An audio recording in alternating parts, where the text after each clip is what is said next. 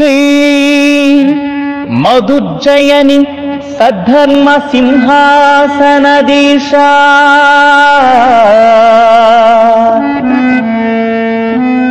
ಈಶನನುಪಮ ಜ್ಞಾನಾನುಭವ ಪ್ರಕಾಶ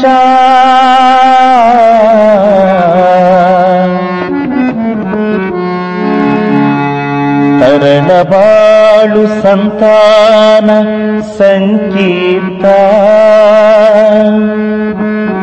ಶ್ರೀ ಮರುಳ ಸಿದ್ಧರ ಕರಕಮಲ ಸಂಜಾತ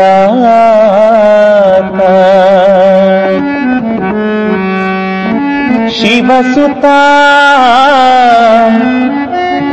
ಶಿವಕುಮಾರ ಪ್ರಭುವಿನಂಗಿಗಳಿಗಿದೋ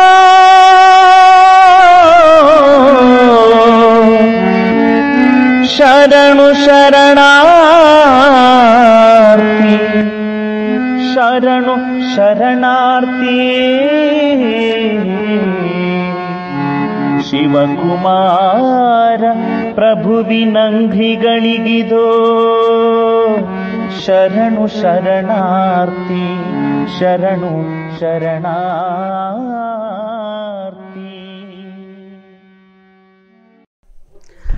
ನಮಸ್ಕಾರ ವೀಕ್ಷಕರೇ, ಬಹಳ ವಿಶೇಷವಾಗಿ ಮಧ್ಯ ಕರ್ನಾಟಕ ಭಾಗದಲ್ಲಿ ಮಠ ಪರಂಪರೆಯಲ್ಲಿ ಬಸವ ತತ್ವವನ್ನು ಪ್ರಸಾರ ಮಾಡಬೇಕು ಅನ್ನುವಂಥ ಅದಮ್ಯ ಚೈತನ್ಯವನ್ನು, ಅದಮ್ಯ ಆಸಕ್ತಿಯನ್ನು ಹೊಂದಿದಂಥ ಪರಮ ಪೂಜ್ಯ ಶ್ರೀ ಲಿಂಗೈಕ್ಯರಾದಂಥ ತರಳಬಾಳು ಶ್ರೀಗಳು, ಶ್ರೀ ಶಿವಕುಮಾರ ಶ್ರೀಗಳು, ಶ್ರೀ ಶಿವಕುಮಾರ ಸ್ವಾಮೀಜಿಗಳು ಅವರ 30ನೆಯ ಶ್ರದ್ಧಾಂಜಲಿ ಸಮಾರಂಭ ಬಹಳ ಸಂಭ್ರಮದಲ್ಲಿ ನಡೀತಾ ಇದೆ. ಅವರ ಅಸಂಖ್ಯಾತ ಭಕ್ತ ಸಮುದಾಯ ಈ ವಿಶೇಷವಾದಂಥ ಸಮಾರಂಭವನ್ನು ಆಚರಣೆ ಮಾಡ್ತಾ ಇದ್ದಾರೆ. ಇಂತಹ ಸಂದರ್ಭದಲ್ಲಿ ಅವರ ಬದುಕು, ಬರಹ, ಅವರ ವ್ಯಕ್ತಿತ್ವ, ಅವರ ದಿವ್ಯವಾದಂಥ ದೃಷ್ಟಿಕೋನ ಇದೆಲ್ಲವೂ ಕೂಡ ಇವತ್ತಿಗೂ ಕೂಡ ಯಾವ ರೀತಿಯಾಗಿ ಕರ್ನಾಟಕದಲ್ಲಿ ಪ್ರಚಲಿತವಾಗಿದೆ ಅಥವಾ ಚರ್ಚೆಯಲ್ಲಿದೆ ಅನ್ನುವಂತಹ ಒಂದು ವಿಶಿಷ್ಟ ದೃಷ್ಟಿಕೋನದಲ್ಲಿ ಒಂದು ವಿಶೇಷವಾದಂಥ ಮಾತುಕತೆಯನ್ನು ಮಾಡ್ತಕ್ಕಂಥ ಪ್ರಯತ್ನ ಇದು. ಈ ಮಾತುಕತೆಯಲ್ಲಿ ನಮ್ಮೊಂದಿಗೆ ಪರಮ ಪೂಜ್ಯ ಶ್ರೀ ಡಾಕ್ಟರ್ ಪಂಡಿತಾರಾಧ್ಯ ಶಿವಾಚಾರ್ಯ ಮಹಾಸ್ವಾಮಿಗಳವರು, ಶ್ರೀ ತರಳಬಾಳು ಜಗದ್ಗುರು ಶಾಖಾಮಠ ಸಾಣೆಹಳ್ಳಿ, ಈ ಮಠದ ಶ್ರೀಗಳು ನಮ್ಮ ಜೊತೆಗೆ ಇವತ್ತು ವಿಶೇಷವಾದಂಥ ಮಾತುಕತೆಗೆ ಎದುರಾಗ್ತಾ ಇದ್ದಾರೆ, ಮುಖಾಮುಖಿ ಆಗ್ತಾರೆ. ಬನ್ನಿ ಅವರೊಂದಿಗೆ ಈ ವಿಶೇಷವಾದಂಥ ಮಾತುಕತೆಯನ್ನು ಅಥವಾ ಸಂದರ್ಶನವನ್ನು ಆರಂಭ ಮಾಡೋಣ. ಇದೇ ಈ ಕ್ಷಣದ ವಿಶೇಷ. ದಿಟ್ಟ ಹೆಜ್ಜೆಯ ಧೀರ ಸಂಥ ವಿಶೇಷ ಕಾರ್ಯಕ್ರಮಕ್ಕೆ ಸ್ವಾಗತ.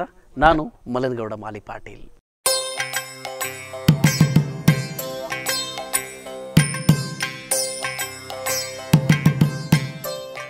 ನಾಡಿನಾದ್ಯಂತ ಸಾಮಾಜಿಕ ಚಳುವಳಿ, ಬಸವತತ್ವ ಪ್ರಸಾರ ಮತ್ತು ಭಕ್ತರ ಶ್ರೇಯೋಭಿವೃದ್ಧಿಗಾಗಿ ಸಾಕಷ್ಟು ಶ್ರಮಿಸಿದ ವಿಶಿಷ್ಟ ಮಠ ತರಳಬಾಳು ಬೃಹನ್ಮಠ ಸಿರಿಗೆರೆ. ಇಲ್ಲಿಯ ಈ ಹಿಂದಿನ ಜಗದ್ಗುರುಗಳಾಗಿದ್ದ ಲಿಂಗೈಕ್ಯ ಜಗದ್ಗುರು ಶ್ರೀ ಶಿವಕುಮಾರ ಶಿವಾಚಾರ್ಯ ಮಹಾಸ್ವಾಮಿಗಳವರು ತಮ್ಮ ನಿರಂತರ ಕಾಯಕ ಶ್ರದ್ಧೆಯಿಂದ ಶ್ರೀಮಠದ ಭಕ್ತ ಸಮುದಾಯವನ್ನ ಶ್ರೀಮಂತಗೊಳಿಸಿದವರು. ಅವರ ಸಾಮಾಜಿಕ ಕೈಂಕರ್ಯಗಳು, ಆರ್ಥಿಕ ಪ್ರಜ್ಞೆ, ಗ್ರಾಮೀಣಾಭಿವೃದ್ಧಿಯ ಕನಸು ಮತ್ತು ರೈತರ ಬದುಕನ್ನ ಹಸನಾಗಿಸಬೇಕು ಅನ್ನೋ ಅದಮ್ಯ ಬಯಕೆ ಎಂದಿಗೂ ಅವರನ್ನ ವಿರಮಿಸಲು ಬಿಡಲೇ ಇಲ್ಲ. ಸದಾ ಹೋರಾಟ, ಚಳುವಳಿ, ಕಲೆ, ಸಾಹಿತ್ಯ, ಸಂಸ್ಕೃತಿಗಳೊಂದಿಗೆ ತಮ್ಮನ್ನ ತಾವು ಸಂಪೂರ್ಣವಾಗಿ ಸಮಾಜೋದ್ಧಾರಕ್ಕಾಗಿ ಸಮರ್ಪಿಸಿಕೊಂಡಿದ್ರು. ಅವರ ಸಮಾಜೋಧರ್ಮಿಕ ಕೈಂಕರ್ಯಗಳು ಎಂದೆಂದಿಗೂ ಭಕ್ತ ಸಮುದಾಯದ ಮಾನಸದಲ್ಲಿ ಚಿರಜೀವಂತ. ಪರಮ ಪೂಜ್ಯ ಶ್ರೀ ಶಿವಕುಮಾರ ಶಿವಾಚಾರ್ಯ ಮಹಾಸ್ವಾಮಿಗಳವರ ಮಾರ್ಗದರ್ಶನದಂತೆ ಸಾಣೆಹಳ್ಳಿ ಪೀಠದಿಂದ ಸಮಾಜ ಕಲ್ಯಾಣಕ್ಕಾಗಿ ಶ್ರಮಿಸುತ್ತಾ ಬಂದಿದ್ದಾರೆ ಪೂಜ್ಯ ಶ್ರೀ ಡಾಕ್ಟರ್ ಪಂಡಿತಾರಾಧ್ಯ ಶಿವಾಚಾರ್ಯ ಸ್ವಾಮಿಗಳವರು. ಹಿರಿಯ ಶ್ರೀಗಳವರ ಆದರ್ಶದ ಬದುಕಿನಿಂದ ಸ್ಫೂರ್ತಿಗೊಂಡು ಅವರ ಎಲ್ಲ ಕನಸುಗಳನ್ನು ಸಾಕಾರಗೊಳಿಸುವಲ್ಲಿ ಸದಾ ಶ್ರಮಿಸುತ್ತಿದ್ದಾರೆ. ತಮ್ಮ ಹರಿತವಾದ ಲೇಖನಿಯೊಂದಿಗೆ ಜನಜಾಗೃತಿ ಮೂಡಿಸೋ ನಿತ್ಯ ಬರಹಗಳು, ಮನದಾಳಕ್ಕಿಳಿದು ಚಿಂತಿಸಲು ಹಚ್ಚುವ ಆಶೀರ್ವಚನಗಳು, ರಂಗಭೂಮಿ ಮತ್ತು ಸಂಗೀತ ಮಾಧ್ಯಮಗಳ ಮುಖಾಂತರ ಶರಣ ತತ್ವ ದರ್ಶನ ಮತ್ತು ವಚನ ಸಾಹಿತ್ಯ ಪ್ರಸಾರ, ಅನುಭವ ಗೋಷ್ಠಿಗಳು, ಲಿಂಗದೀಕ್ಷಾ ಸಂಸ್ಕಾರಗಳು, ಚಿಂತನ ಮಂಥನಗಳು, ಶ್ರಾವಣ ಸಂಜೆಯಂತಹ ವಿಶಿಷ್ಟ ಪರಿಕಲ್ಪನೆಯ ಕಾರ್ಯಕ್ರಮಗಳು ಮತ್ತು ನಾಡಿನಾದ್ಯಂತ ಮತ್ತೆ ಕಲ್ಯಾಣ ಅನ್ನೋ ಶರಣ ಸಂದೇಶ ಸಾರುವ ಹಾಗೂ ಜನಜಾಗೃತಿ ಉಂಟು ಮಾಡೋ ಆಂದೋಲನಗಳನ್ನ ಮಾಡುತ್ತಾ ಸಮಾಜಮುಖಿಯಾಗುತ್ತಿದ್ದಾರೆ. ಹೀಗೆ ನೂರಾರು ಚಟುವಟಿಕೆಗಳ ಮುಖಾಂತರ ಸದಾ ಕಾಯಕ ಯೋಗಿಯಾಗಿರೋ ಪೂಜ್ಯ ಶ್ರೀ ಪಂಡಿತಾರಾಧ್ಯ ಶಿವಾಚಾರ್ಯ ಸ್ವಾಮಿಗಳವರಿಗೆ ಸ್ಫೂರ್ತಿಯಾದವರೇ ಲಿಂಗೈಕ್ಯ ಜಗದ್ಗುರು ಶ್ರೀ ಶಿವಕುಮಾರ ಮಹಾಸ್ವಾಮಿಗಳವರು. ಹಿರಿಯ ಶ್ರೀಗಳ ಒಡನಾಟ, ಮಾರ್ಗದರ್ಶನ ಮತ್ತು ಅವರೊಂದಿಗಿನ ಅನನ್ಯವಾದ ನೆನಪುಗಳ ಬುತ್ತಿ ಬಿಚ್ಚುವ ಸಮಯವಿದು. ಲಿಂಗೈಕ್ಯ ಜಗದ್ಗುರು ಶ್ರೀ ಶಿವಕುಮಾರ ಶಿವಾಚಾರ್ಯ ಮಹಾಸ್ವಾಮಿಗಳವರ 30ನೇ ಶ್ರದ್ಧಾಂಜಲಿ ಸಮಾರಂಭದ ಪ್ರಯುಕ್ತ ಅವರೊಂದಿಗಿನ ಚೈತನ್ಯಶೀಲವಾದ ಮತ್ತು ಪ್ರೇರಣಾತ್ಮಕವಾದ 10 ನೆನಪುಗಳ ಲಹರಿಯನ್ನ ಹಂಚಿಕೊಳ್ಳುತ್ತಿದ್ದಾರೆ ಪೂಜ್ಯ ಶ್ರೀ ತರಳಬಾಳು ಜಗದ್ಗುರು ಶಾಖಾಮಠ ಸಾಣೆಹಳ್ಳಿಯ ಪೀಠಾಧ್ಯಕ್ಷರಾದ ಶ್ರೀ ಡಾಕ್ಟರ್ ಪಂಡಿತಾರಾಧ್ಯ ಶಿವಾಚಾರ್ಯ ಸ್ವಾಮಿಗಳವರು.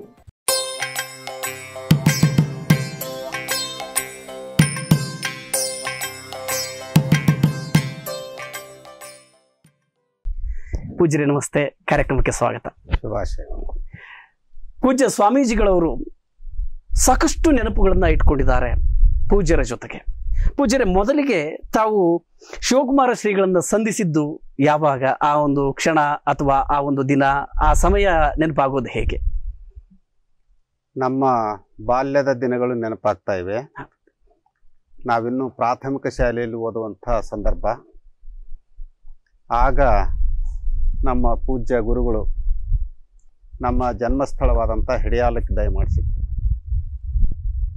ಆ ಸಂದರ್ಭದಲ್ಲಿ ಗುರುಗಳು ಬರ್ತಾರೆ ಅಂತಂದರೆ ಅಕ್ಕನ ಬಳಗ, ಆನೆ, ಕುದುರೆ, ಅದೊಂದು ದೊಡ್ಡ ವೈಭವ. ನಮಗೆ ಮಕ್ಕಳಿಗೆ ಗುರುಗಳು ನೋಡೋದಕ್ಕಿಂತ ಆನೆ ನೋಡೋದೇ ಬಹಳ ಸಂಗತಿ. ಅದರಲ್ಲೂ ಗುರುಗಳು ನಮ್ಮ ಮನೆಯಲ್ಲೇ ಪೂಜೆ ಮಾಡಿದ್ದು ವಿಶೇಷ. ಅಂದರೆ ಹೆಡಿಯಾಲದಲ್ಲಿ ಅತ್ಯಂತ ಬಡವ್ರ ಮನೆತನ ಅಂದ್ರೆ ನಮ್ಮದು. ಅದು ಒಂದು ಚಪ್ರದ ಗುಡಿಸಲು. ಬೇಕಾದಷ್ಟು ಶ್ರೀಮಂತರ ಮನೆಗಳಿದ್ರೂ ಕೂಡ ಗುರುಗಳು ಇದೇ ಮನೆಯಲ್ಲಿ ಪೂಜೆ ಮಾಡ್ತೇವೆ ಅಂತ ಹೇಳಿ ಅಲ್ಲಿ ಸರಿಯಾದ ಬಚ್ಚಲಿಲ್ಲ, ಪೂಜೆ ಕೋಣೆ ಇಲ್ಲ. ಆದರೆ ಅವರು ಒಂದು ರೀತಿ ಜನತಾ ಜಗದ್ಗುರುಗಳಿದ್ದ ಹಾಗೆ, ಜನರ ಜೊತೆಗೆ ಬೆರೆಯುವಂಥದ್ದೇ ಅವ್ರಿಗೆ ಬಹಳ ಖುಷಿ ಸಂಗತಿ. ಹಾಗಾಗಿ ನಮ್ಮ ಮನೆಯಲ್ಲೇ ಅವರು ಪೂಜೆ ಮಾಡ್ಕೊಂಡ್ರು. ಪೂಜೆ ಮಾಡುವಾಗ ಅಕ್ಕನ ಬಳಗದವ್ರು ವಚನ ಹೇಳ್ತಾ ಇದ್ರು. ಆ ವಚನಗಳನ್ನು ಕೇಳೋದೇ ಒಂದು ಸಂತೋಷ. ಇನ್ನೊಂದು ಕಡೆ ಹೊರಗಡೆ ಆನೆ ಆಕರ್ಷಣೆ. ಏನು ಈ ಪೂಜೆ ನೋಡಬೇಕೆ, ಆನೆ ಜೊತೆಗೆ ಓಡಬೇಕು. ಕೊನೆಗೆ ನಾವು ಅರ್ಧಂಬರ್ಧ ಪೂಜೆ ಬಿಟ್ಟು ಆನೆ ಜೊತೆಗೇ ಹೋಗಿದ್ದು. ಇನ್ನೂ ಖುಷಿ ಕೊಡೋ ಸಂಗತಿ ಅಂದರೆ ಆನೆ ಮಾವುತಿಗ ನಮ್ಮನ್ನು ಆನೆ ಮೇಲೆ ಹತ್ತಿಸ್ಕೊಂಡು ಸ್ವಲ್ಪ ದೂರ ಹೋಗಿದ್ದು. ಬಹುಶಃ ಆವಾಗ ನಮ್ಮಷ್ಟು ದೊಡ್ಡ ಮನುಷ್ಯನ ಯಾರು ಇಲ್ಲ ಅಂತ ನಾವು ಭಾವಿಸ್ಕೊಂಡಿದ್ವಿ. ಅದು ಗುರುಗಳ ನಮ್ಮ ಮೊದಲ ಭೇಟಿ. ಇದು ಎಂದೂ ಮರೆಯೋದಕ್ಕೆ ಸಾಧ್ಯವೇ ಇಲ್ಲದಂತ ಸಮಯ. ತಾವು ಸಿರಿಗೆರೆಗೆ ಬರತಕ್ಕಂಥದ್ದು ಅಥವಾ ಶ್ರೀಮಠದ ಸಂಪರ್ಕಕ್ಕೆ ಬರ್ತಕ್ಕಂಥ ಸಂದರ್ಭದಲ್ಲಿ ಸ್ವಾಮೀಜಿಯವರ ಜೊತೆಗೆ, ಹಿರಿಯ ಜಗದ್ಗುರುಗಳ ಜೊತೆಗೆ ಯಾವ ರೀತಿಯಾದಂಥ ಮುಖಾಮುಖಿ ಆಗುವಂಥ ಸಂದರ್ಭಗಳು ಎದುರಾಗಿತ್ತು? ನೇರವಾಗಿ ಮುಖಾಮುಖಿಯಾದಂಥ ಸಂದರ್ಭಗಳು SSLCವರೆಗೂ ಸಾಧ್ಯ ಆಗಲಿಲ್ಲ. ಆದರೆ ಗುರುಗಳನ್ನ ಭಾಳ ಹತ್ತಿರದಿಂದ ನೋಡಿ, ಬಾಲ್ಯದಲ್ಲೇ ಹತ್ತಿರದಿಂದ ನೋಡಿದ್ವಿ. ನಂತರ ನಾವು 7ನೇ ತರಗತಿ ಪಾಸ್ ಆದಮೇಲೆ ಮುಂದೆ ಶಿಕ್ಷಣಕ್ಕೆ ಹೋಗಬೇಕೋ ಬೇಡವೋ ಅನ್ನುವಂಥ ಸ್ಥಿತಿ ಇತ್ತು. ಅದೇ ಸಂದರ್ಭದಲ್ಲಿ ಪಕ್ಕದ ಸುಣಕಲ್ಬಿದ್ರಿಯಲ್ಲಿ ತರಳಬಾಳು ಜಗದ್ಗುರು ವಿದ್ಯಾಸಂಸ್ಥೆಯಿಂದ ಒಂದು ಪ್ರೌಢಶಾಲೆ ಪ್ರಾರಂಭ ಆಯಿತು. ಆ ಪ್ರೌಢಶಾಲೆಗೆ ಮೊದಲ ವಿದ್ಯಾರ್ಥಿಗಳಾಗಿ ನಾವು ಸೇರ್ಕೊಂಡ್ವಿ. ಆಗ ಗುರುಗಳ ದರ್ಶನ ಮತ್ತೆ ನಡೀತು. ಅವರು ಆಗಾಗ ಸುಣಕಲ್ಬಿದ್ರಿಗೆ ದಯಮಾಡಿಸ್ತಾ ಇದ್ದರು. ಮಕ್ಕಳನ್ನ ಕುದುರಿಸ್ಕೊಂಡು ಅನೇಕ ವಿಚಾರಗಳನ್ನು ಹೇಳ್ತಾ ಇದ್ದರು. ಹೀಗೆ ನೇರವಾಗಿ ಅವ್ರ ಜೊತೆಗೆ ಸಂಭಾಷಣೆ ಮಾಡದೇ ಇದ್ದರೂ ಕೂಡ ಅವರ ಆಶೀರ್ವಚನವನ್ನು ಕೇಳುವಂಥ ಅವಕಾಶ ಹೈಸ್ಕೂಲ್ನಲ್ಲಿ ನಮಗೆ ಲಭ್ಯವಾಗಿತ್ತು. ಇನ್ನು ನೇರವಾಗಿ ಅವರ ನಮ್ಮ ಸಂಭಾಷಣೆ ಶುರುವಾಗಿದ್ದು ತುಂಬ ವಿಶಿಷ್ಟ ರೀತಿಯಲ್ಲಿ. ನಾವು SSLC ಫೇಲ್ ಆದಮೇಲೆ ಏನಾದರೂ ಒಂದು ಉದ್ಯೋಗವನ್ನು ಹುಡುಕೊಂಡ್ರೆ ಜೀವನ ಮಾಡಲಿಕ್ಕೆ ಸಾಧ್ಯ ಆಗುತ್ತೆ ಅನ್ನುವಂಥ ಕಾರಣದಿಂದ ನಮ್ಮ ಪೂರ್ವಾಶ್ರಮದ ತಂದೆಯವ್ರಿಗೂ ಮತ್ತು ಪೂಜ್ಯ ಸ್ವಾಮೀಜಿಯವ್ರಿಗೂ ತುಂಬ ಒಡನಾಟ ಇತ್ತು. ಅವರು ನಾಗಯ್ಯನವರನ್ನು ಭಾಳ ಗೌರವಿಸ್ತಾ ಇದ್ದರು ಗುರುಗಳು. ಹಾಗೆ ಗುರುಗಳ ಬಗ್ಗೆ ಅಪಾರವಾದಂಥ ಭಕ್ತಿಯನ್ನು ನಮ್ಮ ಪೂರ್ವಾಶ್ರಮದ ತಂದೆಯವರು ಇಟ್ಕೊಂಡಿದ್ದರು. ಹಾಗಾಗಿ ಅವರು ಒಂದು ಪತ್ರ ಬರೆದು ನಮ್ಮನ್ನು ಸಿರಿಗೆರೆಗೆ ಕಳಿಸಿಕೊಟ್ರು. ನಾವು ಆ ಸಿರಿಗೆರೆಗೆ ಬಂದಿದ್ದು ಅದೇ ಪ್ರಥಮ. ಗುರುಗಳನ್ನ ಹೇಗೆ ಕಾಣಬೇಕು, ಅವ್ರನ್ನ ಹೇಗೆ ಮಾತಾಡಿಸ್ಬೇಕು ಅನ್ನೋಂಥ ಭಾವನೆಗಳೇ ನಮಗೆ ಗೊತ್ತಿರಲಿಲ್ಲ. ಗುರುಗಳು ಅಲ್ಲಿ ಮಹಾದ್ವಾರ ಅಂತ ಇದೆ, ಆ ಮಹಾದ್ವಾರದಿಂದ ಕೆಳಗಡೆ ಬಂದರು. ಭಾಳ ಜನ ಭಕ್ತರಿದ್ದು, ಆ ಭಕ್ತರ ಹಾಗೆ ನಾವು ಹೋಗಿ ಅವ್ರ ಜೊತೆಯಲ್ಲೇ ನಮಸ್ಕಾರ ಮಾಡಿದ್ವಿ. ಯಾವೂರಪ್ಪ ಅಂದರು. ಆವಾಗ ನಾವೆಲ್ಲ ಉತ್ತರ ಕರ್ನಾಟಕದವರಾಗಿರೋದ್ರಿಂದ ಬುದ್ಧಿ ಗಿದ್ದಿ ಅನ್ನೋದು ಗೊತ್ತಿರಲಿಲ್ಲ. ಹೆಡಿಯಾಲ್ರಿ ಅಂದ್ವಿ. ಯಾಕೆ ಬಂದಿದೀಯಪ್ಪ ಅಂದರು. ನಮ್ಮ ಅಪ್ಪಾರು ಒಂದು ಪತ್ರ ಕೊಟ್ಟಿದಾರ್ರಿ. ಆ ಪತ್ರ ತಗೊಂಡ್ರು, ನೋಡಿದರು. ಏನಾಗಿದೆಯೋ ಅಂತ ಕೇಳಿದರು. ನಾವೇನು ತಿಳ್ಕೊಂಡ್ವಿ, ನಮ್ಮದು SLC ಫೇಲ್ ಆಗಿತ್ತು, ಅದನ್ನು ಕೇಳ್ತಾರೆ ಅಂತ ತಿಳ್ಕೊಂಡು ಪಾಸ್ ಆಗೈತ್ರಿ ಅಂದ್ವಿ. ನೀನು ಪಾಸ್ ಆಗಿರೋದಲ್ಲೋ, ನಿಮ್ಮ ಅಪ್ಪ ಪ್ಯಾರಲೈಸ್ ಆಗಿತ್ತಲ್ಲ, ಏನಾಗೈತಿ ಅಂದರೆ ಅವ್ರಿಗೆ ಭಕ್ತರ ಬಗ್ಗೆ ಎಂಥ ಕಾಳಜಿ ಇತ್ತು ಅನ್ನೋದಕ್ಕೆ. ಅದು ಪಾಡಾಗೈತ್ರಿ ಅಂದ್ವಿ. ಸರಿ, ಹತ್ತತ್ರನೇ ಹೋಗ್ತಾಯಿದ್ವಿ. ಅವ್ರು ಮುಂದೆ ಹೋಗ್ತಾಯಿದ್ರು, ನಾವು ಹತ್ತತ್ರ ಹೋಗ್ತಾಯಿದ್ವಿ. ಆಮೇಲೆ ಅಲ್ಲಿ ತಿಮ್ಮಣ್ಣ ಮೇಷ್ಟ್ರು ಅಂತ ಇದ್ದರು. ಅವ್ರು ಅಂಗಿ ಹಿಡಿದು ಹೇಳಿದ್ರು, ತಮ್ಮ ಹಂಗೆ ಗುರುಗಳ ಪಕ್ಕದಲ್ಲಿ ಹೋಗಬಾರ್ದು, ದೂರ ನಿಂತು ಮಾತಾಡಬೇಕು. ಗುರುಗಳಿಗೆ ಅದು ತಕ್ಷಣ ಗೊತ್ತಾಯಿತು. ಬಿಡೋ ಮುಂದೆ ಎಲ್ಲ ಕಲ್ತ್ಕೊಳ್ತಾನೆ, ನೀನೇನು ಮೊದಲೇ ಕಲ್ತ್ಕೊಂಡಿದ್ದೆ ಎಲ್ಲದನ್ನು. ಈ ರೀತಿ ಮಾತಾಡೋದ್ರ ಮೂಲಕ ಆತ್ಮೀಯ ಸಂಬಂಧವನ್ನು ಭಕ್ತರಲ್ಲಿ ಬೆಳೆಸಿದ್ರು. ಇದು ಅವರ ನಮ್ಮ ಮೊದಲ ಭೇಟಿಯಾಗಿತ್ತು. ಸ್ವಾಮೀಜಿ, ಈಗ ನೀವು ವಿದ್ಯಾರ್ಥಿಯಾಗಿ ಹೋದಂಥ ಸಂದರ್ಭದಲ್ಲಿ, ಒಬ್ಬ ವಿದ್ಯಾರ್ಥಿಯಾಗಿ ಹೋದಂಥ ಆವತ್ತಿನ ವಯಸ್ಸಿನ ಪ್ರೌಢಿಮೆಗೆ ಅನುಗುಣವಾಗಿ ಒಬ್ಬ ಸ್ವಾಮೀಜಿ ಆದಂಥವರು ಸಮಾಜವನ್ನು ನೋಡ್ತಕ್ಕಂಥ ದೃಷ್ಟಿಕೋನ, ಒಬ್ಬ ಸ್ವಾಮೀಜಿ ಆದಂಥವರು ಎದುರಿಸ್ತಕ್ಕಂಥ ಸವಾಲುಗಳು, ಆ ಕ್ಷಣಕ್ಕೆ ನಿಮಗೆ ಏನು ಅನಿಸಿತ್ತು? ಸ್ವಾಮೀಜಿಗಳನ್ನ ದೂರದಿಂದ ನೋಡಿದಾಗ, ಈಗ ಮಾತನಾಡಿಸ್ತಕ್ಕಂಥದ್ದು, ಸಂಭಾಷಣೆ ಆಗ್ತಕ್ಕಂಥದ್ದು, ನಿಮ್ಮ ಕುಟುಂಬದ ಪರಿಚಯ ಅದೆಲ್ಲವೂ ಆದ ಬಳಿಕ ನೀವು ಅಲ್ಲಿ ವಿದ್ಯಾಭ್ಯಾಸಕ್ಕೆ ಸೇರಿದ ಮೇಲೆ ಹೇಗೆ ಅವೆಲ್ಲವೂ ಕೂಡ ನಿಮ್ಮ ಅವಗಾಹನೆಗೆ ಬರೋದಕ್ಕೆ ಶುರುವಾಯಿತು? ನೋಡ್ತಾ ಇದ್ವಿ, ಅವ್ರದ್ದು ಒಂದು ರೀತಿ ಬಯಲಂಗಡಿ ವ್ಯಾಪಾರ. ಎಲ್ಲೋ ಒಳಗಡೆ ಹೋಗಿ ಅಂತರಂಗದಲ್ಲಿ ಕೂತ್ಕೊಂಡು ಅಲ್ಲೇನೋ ಸಂಭಾಷಣೆ ಮಾಡಿ ಕಳಿಸ್ಕೊಡ್ಬೇಕು ಅನ್ನೋಂಥದ್ದಿಲ್ಲ. ಎಲ್ಲಿ ಕೂತ್ಕೊಳ್ತಾರೋ ಅಲ್ಲೇ ಒಂದು ಅನುಭವ ಮಂಟಪ ಇದ್ದಂಗೆ ಅವ್ರದ್ದು. ಈಗ ಹೇಗೆ ಇಲ್ಲೆಲ್ಲ ನಾವೆಲ್ಲ ಕೂತಿದ್ದೇವಲ್ಲ, ಹಾಗೆ ಕೂತ್ಕೊಂಡು, ನೀನು ಯಾಕೆ ಬಂದಿದ್ದಪ್ಪ, ಏನಾಗಬೇಕಾ, ಸರಿ ಪತ್ರ ಬೇಕಾ, ಯಾರಿಗೆ ಬೇಕು, ಮರಿ ಲೆಟರ್ ಕೊಡೋ, ಅಲ್ಲೇ ಪತ್ರ ಬರೋದು ಕೊಟ್ಬಿಡೋದು. ಇನ್ನೊಂದು ಯಾರಿಗೋ ಏನೋ ಹೇಳಬೇಕು, ಮರಿ ಫೋನ್ ಮಾಡೋ ಅಲ್ಲಿ. ಆವಾಗ ಈ ಮೊಬೈಲ್ ಫೋನ್ ಅಲ್ಲ, ಈ ಲ್ಯಾಂಡ್ ಫೋನು. ನೋಡು, ಇಂಥ ಮಂತ್ರಿಗಳಿಗೆ ಫೋನ್ ಮಾಡಬೇಕಂತೆ, ಮಾಡಿಲ್ಲಿ ಕೊಡು ಇದ್ದರೆ. ಆ ತಕ್ಷಣವೇ ಆ ವ್ಯವಹಾರವನ್ನು ಬಗೆಹರಿಸೋವಂಥದ್ದು. ಕಾಯಿಸೋವಂಥ ಪದ್ಧತಿ ಅವರಲ್ಲಿ ಇಲ್ಲವೇ ಇಲ್ಲ. ಹೋಗಿ, ಈಗ ಬಸ್ ಬರ್ತಾ ಇದೆ, ನಂದಿ ಬಸ್ ಅಂತ ಇತ್ತು ಅವಾಗ, ಹೋಗಿ ಮತ್ತೆ ನಿನ್ನ ಕೆಲಸ ಕೆಡಿಸ್ಕೋಬೇಡ, ತಕ್ಷಣ ಹೊರಟೋಗ್ಬಿಡು. ಅಂದರೆ ಭಕ್ತರ ಬಗ್ಗೆ ವಿಶೇಷವಾದಂಥ ಕಾಳಜಿ ಇತ್ತು. ಮತ್ತು ಅವರ ನೋವು ನಲಿವುಗಳಿಗೆ ಸ್ಪಂದಿಸುವಂಥ ಗುಣ ಇತ್ತು. ಸಾಧ್ಯವಾದಂಥ ಸಹಾಯವನ್ನು ಕೂಡ ಅವರು ಮಾಡ್ತಾ ಇದ್ರು. ಮತ್ತು ಅವ್ರು ಏನಾದರೂ ಉಳ್ಕೊಳ್ತೇವೆ ಅಂದರೆ, ತೆಪ್ರ ಮತ್ತೆ ಯಾಕೆ ಉಳ್ಕೊಳ್ತೀಯ, ಹೋಗು, ನಿಮ್ಮ ಮನೆ ಕೆಲಸ ಕಾರ್ಯಗಳಿಲ್ವಾ? ಅಂದರೆ ಅವ್ರಿಗೆ ಕಾಯಕದ ಬಗ್ಗೆ ನಿಜವಾದಂಥ ಶ್ರದ್ಧೆ ಇತ್ತೇ ಹೊರತಾಗಿ ಸೋಮಾರಿಗಳ ಬಗ್ಗೆ ಅವ್ರು ಎಂದೂ ಕೂಡ ಪ್ರೀತಿಯನ್ನು ತೋರಿಸ್ತಾ ಇರಲಿಲ್ಲ. ಹಾಗೆ ಸ್ವಾಮೀಜಿ, ಯಲಹಂಕ ಮಠ ಇದೆ, ಸಾಣೆಹಳ್ಳಿ ಮಠ ಇದೆ, ಹಾಲ್ಕುರಿಕೆ ಮಠ ಇದೆ, ಹೀಗೆ ಶ್ರೀಮಠದ ಅನೇಕ ಶಾಖಾ ಪೀಠಗಳಾಗಿರ್ಬೋದು ಅಥವಾ ಶ್ರೀಮಠಕ್ಕೆ ಸಂಬಂಧಪಡ್ತಕ್ಕಂಥ ಒಂದಷ್ಟು ಸ್ಥಳಗಳಿರ್ಬೋದು. ಅಲ್ಲಿ ಗುರುಗಳು ಇದ್ದಂಥ ಸಂದರ್ಭಗಳು, ಹಿರಿಯ ಗುರುಗಳು ಇದ್ದಂಥ ಸಂದರ್ಭಗಳು, ಅಲ್ಲಿ ಅವರನ್ನ ಭಕ್ತರು ಯಾವ ರೀತಿ ಕಾಣ್ತಾ ಇದ್ರು, ಅದಾದ ನಂತರ ಯಾವಾಗ ಅವರು ಸಿರಿಗೆರೆಗೆ ಬಂದರು, ಈ ಬಗ್ಗೆ ನಿಮ್ಮ ಆರಂಭಿಕ ದಿನಗಳಲ್ಲಿ ನೀವು ಗಮನಿಸಿದ್ದು ಹೇಗೆ? ಅವರು ಸಿರಿಗೆರೆ ಬಂದಮೇಲೆ ನಮಗೆ ಪರಿಚಯ ಆಗಿದ್ದು. ಮೊದಲು ಅವರು ಯಲಹಂಕ ಅಂತ ಹೇಳಿ ಹಾಸನ ಜಿಲ್ಲೆಯ ಬೇಲೂರು ತಾಲೂಕಿನಲ್ಲಿ ನಮ್ಮದೊಂದು ಮಠ ಇದೆ. ಅದು ಕೂಡ ಮೂಲ ಮಠನೇ. ಯಲಹಂಕ, ಹಾಲ್ಕುರಿಕೆ ಮತ್ತು ಸಿರಿಗೆರೆ, ಉಜ್ಜಯಿನಿಯಿಂದ ಬಂದಂಥ ಗುರುಗಳು.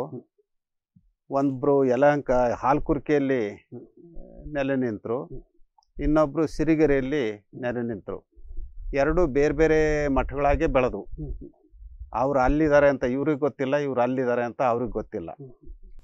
ಆದರೆ ಇದು ನಮ್ಮ 19ನೇ ತರಳಬಾಳು ಜಗದ್ಗುರು ಶ್ರೀ ಗುರುಶಾಂತ ರಾಜ ದೇಶಿಕೇಂದ್ರ ಸ್ವಾಮೀಜಿಯವರ ಸಂದರ್ಭದಲ್ಲಿ, ಹೌದು ನಮ್ಮವೇ 2 ಮಠಗಳಾಗಿದ್ದವು, 3 ಮಠಗಳಾಗಿದ್ದವು ಅಂತ ಗೊತ್ತಾಯ್ತು ಅವ್ರಿಗೆ. ಈ ಮಠಗಳ ಏಕೀಕರಣ ಮಾಡಬೇಕು ಅನ್ನೋಂಥ ಸದಾಶಯ ಗುರುಶಾಂತ ಸ್ವಾಮಿಗಳದ್ದಾಗಿತ್ತು. ಆದರೆ ಕಾರಣಾಂತರಗಳಿಂದ ಅದು ಸಾಧ್ಯ ಆಗಲಿಲ್ಲ.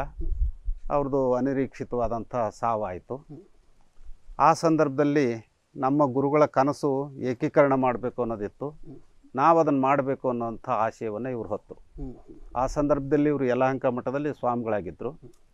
ನಂತರ ಸಿರಿಗೆರೆ ಮತ್ತು ಸುತ್ತಮುತ್ತ ಭಾಗದ ಶಿಷ್ಯರೆಲ್ಲ ಸೇರಿಕೊಂಡು ಸಿರಿಗೆರೆ ಮಠ ಖಾಲಿ ಇರಬಾರ್ದು, ಅಲ್ಲಿವರೆಗೂ ಮುಂದಿನ ಉತ್ತರಾಧಿಕಾರಿ ಆಗೋವರೆಗೂ ನೀವೇ ನೋಡ್ಕೋಬೇಕು ಈ ಮಠವನ್ನು ಅಂತ ಇವ್ರಿಗೆ ಜವಾಬ್ದಾರಿ ಕೊಟ್ಟರು.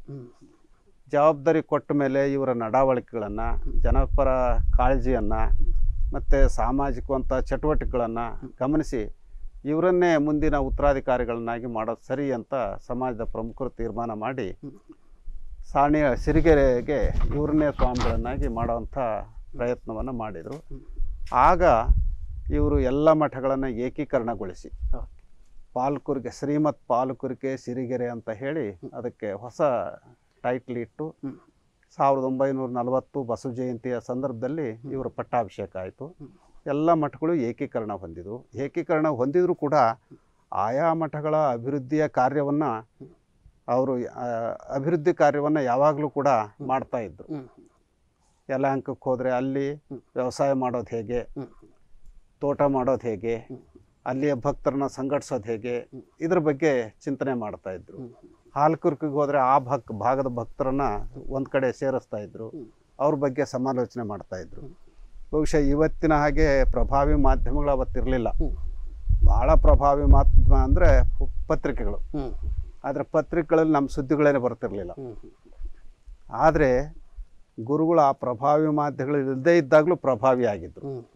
ಹೆಂಗೆ ಪ್ರಭಾವಿ ಅಂತಂದರೆ, ಈಗ ಅಜ್ಜಂಪುರಕ್ಕೆ ಬರ್ತೇವೆ ಅಂತಂದ್ರೆ ಅಲ್ಲಿರೋವಂಥ ಒಬ್ಬ ಮುಖಂಡರಿಗೆ, ಚಂದ್ರಣ್ಣ ಇನ್ಯಾರಿಗೋ ಒಂದು ಪತ್ರ ಬರೆಯೋರು, ನಾವು ನಾಳೆ ಇಷ್ಟು ಗಂಟೆಗೆ ನಿಮ್ಮ ಊರಿಗೆ ಬರ್ತೀವಿ, ಆ ಭಾಗದ ಎಲ್ಲ ಮುಖಂಡರು ಒಂದು ಕಡೆ ಸೇರಿಸ್ರಿ. ಅಲ್ಲಿ ಸೇರಿಸಿದಾಗ ಅವರು ಎಲ್ಲ ಸಮಸ್ಯೆಗಳನ್ನು ಸಾಲ್ವ್ ಮಾಡೋವಂಥದ್ದು. ಹೀಗೆ ಒಂದು ಪತ್ರದ ಮೂಲಕ ಎಲ್ಲ ವ್ಯವಹಾರವನ್ನು ಬಗೆಹರಿಸ್ತಿದ್ರು. ಆಮೇಲೆ ಲ್ಯಾಂಡ್ ಫೋನ್ ಇದ್ದು ಅವ್ರಿಗೆ ತುರ್ತಾಗಿತ್ತು ಅಂತಂದರೆ ಫೋನ್ ಮಾಡಿ ನಾಳೆ ಇಷ್ಟೊತ್ತಿಗೆ ಬರ್ತೀವಿ ನಾವು. ಹೀಗೆ ಈ ಪ್ರಚಾರ ಮಾಧ್ಯಮಗಳು ಇಲ್ಲದೇ ಇದ್ದಾಗಲೂ ಕೂಡ ಪ್ರಚಾರ ಅಥವಾ ಹಿರಿಯ ಗುರುಗಳು ಬಹಳ ವಿಶೇಷವಾಗಿ ಕರ್ನಾಟಕದಾದ್ಯಂತ ಒಂದು ದೊಡ್ಡ ಗಾಂಭೀರ್ಯ ಅಥವಾ ಬಿರುಸಾದಂಥ ನಡವಳಿಕೆಯನ್ನು ಉಳ್ಳಂಥ ಗುರುಗಳು ಅಂತಲೇ ಈಗಲೂ ಕೂಡ ಖ್ಯಾತಿಯಾಗಿರ್ತಕ್ಕಂಥ, ಮತ್ತು ಈ ಭಕ್ತ ಸಮುದಾಯವನ್ನು ಸಂಘಟಿಸುವಲ್ಲಿ ಭಾಳ ವಿಶೇಷತೆ ಇತ್ತು ಅಂತ ಇವತ್ತಿನವರೆಗೂ ಭಕ್ತರು ಮಾತನಾಡ್ಕೊಳ್ತಾ ಬರ್ತಾರೆ. ಹೇಗೆ ವಿಭಿನ್ನ ಆ ಲೆಕ್ಕದಲ್ಲಿ? ಅವರು, ನಾವು ಪದೇ ಪದೇ ನಮ್ಮ ಮಾತುಗಳಲ್ಲಿ ಹೇಳ್ತಾ ಇರ್ತೇವೆ, ಅವರ ಸ್ವಭಾವ ಹೇಗಿತ್ತು ಅಂದರೆ ವಜ್ರಕ್ಕಿಂತ ಕಠಿಣ, ಕುಸುಮಕ್ಕಿಂತ ಕೋಮಲ. ಕೆಲವು ಸಾರಿ ಅವ್ರು ತಗೊಳ್ಳೋಂಥ ದಿಟ್ಟ ನಿರ್ಧಾರಗಳನ್ನು ನೋಡಿದರೆ ಎಂಥ ಕಠೋರವಾದಂಥ ನಿರ್ಧಾರ ತಗೊಳ್ತಾರಲ್ಲ ಅಂತ ಅನಿಸ್ತಾ ಇತ್ತು. ಮತ್ತು ಮರುಕ್ಷಣದಲ್ಲೇ ಆ ಮಾನವೀಯ ಅಂತಃಕರಣ ಉಕ್ಕಿ ಹರಿತಾ ಇತ್ತು. ಅಂದರೆ ಅವ್ರಿಗೆ ಒಂದು ಕಡೆ ದಂಡಿಸೋವಂಥದ್ದು ಗೊತ್ತಿತ್ತು, ಮತ್ತೊಂದು ಕಡೆ ಪ್ರೀತಿಸೋವಂಥದ್ದು ಗೊತ್ತಿತ್ತು. ಆ ದಂಡಿಸೋವಂಥದ್ದು ಅವರ ಪರಿವರ್ತನೆಗಾಗಿ, ಪ್ರೀತಿಸೋವಂಥದ್ದು ಅವ್ರ ಬದುಕು ಬದಲಾವಣೆ ಆಗಲಿ ಅನ್ನೋ ಕಾರಣಕ್ಕೆ. ಹಾಗಾಗಿ ಅವರು ಇಡೀ ಕರ್ನಾಟಕದಲ್ಲಿ ಎಲ್ಲೇ ಹೋದರೂ ಕೂಡ ಒಂದು ರೀತಿ ಬಂಡಾಯ ಪ್ರಜ್ಞೆಯ ಸ್ವಾಮಿಗಳು ಅನ್ನೋಂಥ ಭಾವನೆಯನ್ನು ಬೆಳೆದಿತ್ತು. ಇನ್ನು ಕೆಲವರು ಭಾಳ ಕೆಟ್ಟದಾಗಿ ಮಾತಾಡ್ತಾ ಇದ್ರು, ಅಯ್ಯೋ ಆ ಸ್ವಾಮಿ ಕೈಯಾಗ ಸಿಕ್ಕರೆ ಭಾಳ ಕಷ್ಟ ಕಣಪ್ಪ ಅನ್ನೋಂಥ ಬೇರೆ ಪದಗಳನ್ನ ಬಳಸ್ತಿದ್ರು. ನಾವು ಅದನ್ನು ಈ ಪದ ಬಳಸಕ್ಕೆ ಹೋಗಲ್ಲ. ಅಂದ್ರೆ ಅವ್ರ ಬಗ್ಗೆ ಬಿರುಸಿನ ವ್ಯಕ್ತಿತ್ವವನ್ನ ಸಹಿಸದೇ ಇರತಕ್ಕ ಗೌರವನೂ ಇತ್ತು ಮತ್ತು ಭಯನೂ ಇತ್ತು. ಹಾಗಾಗಿ ಕೆಲವರು ಅವ್ರಿಗೆ ಮುಖರ್ಜಿ ಬರೆಯುವಂಥವ್ರು ಇದ್ದರು.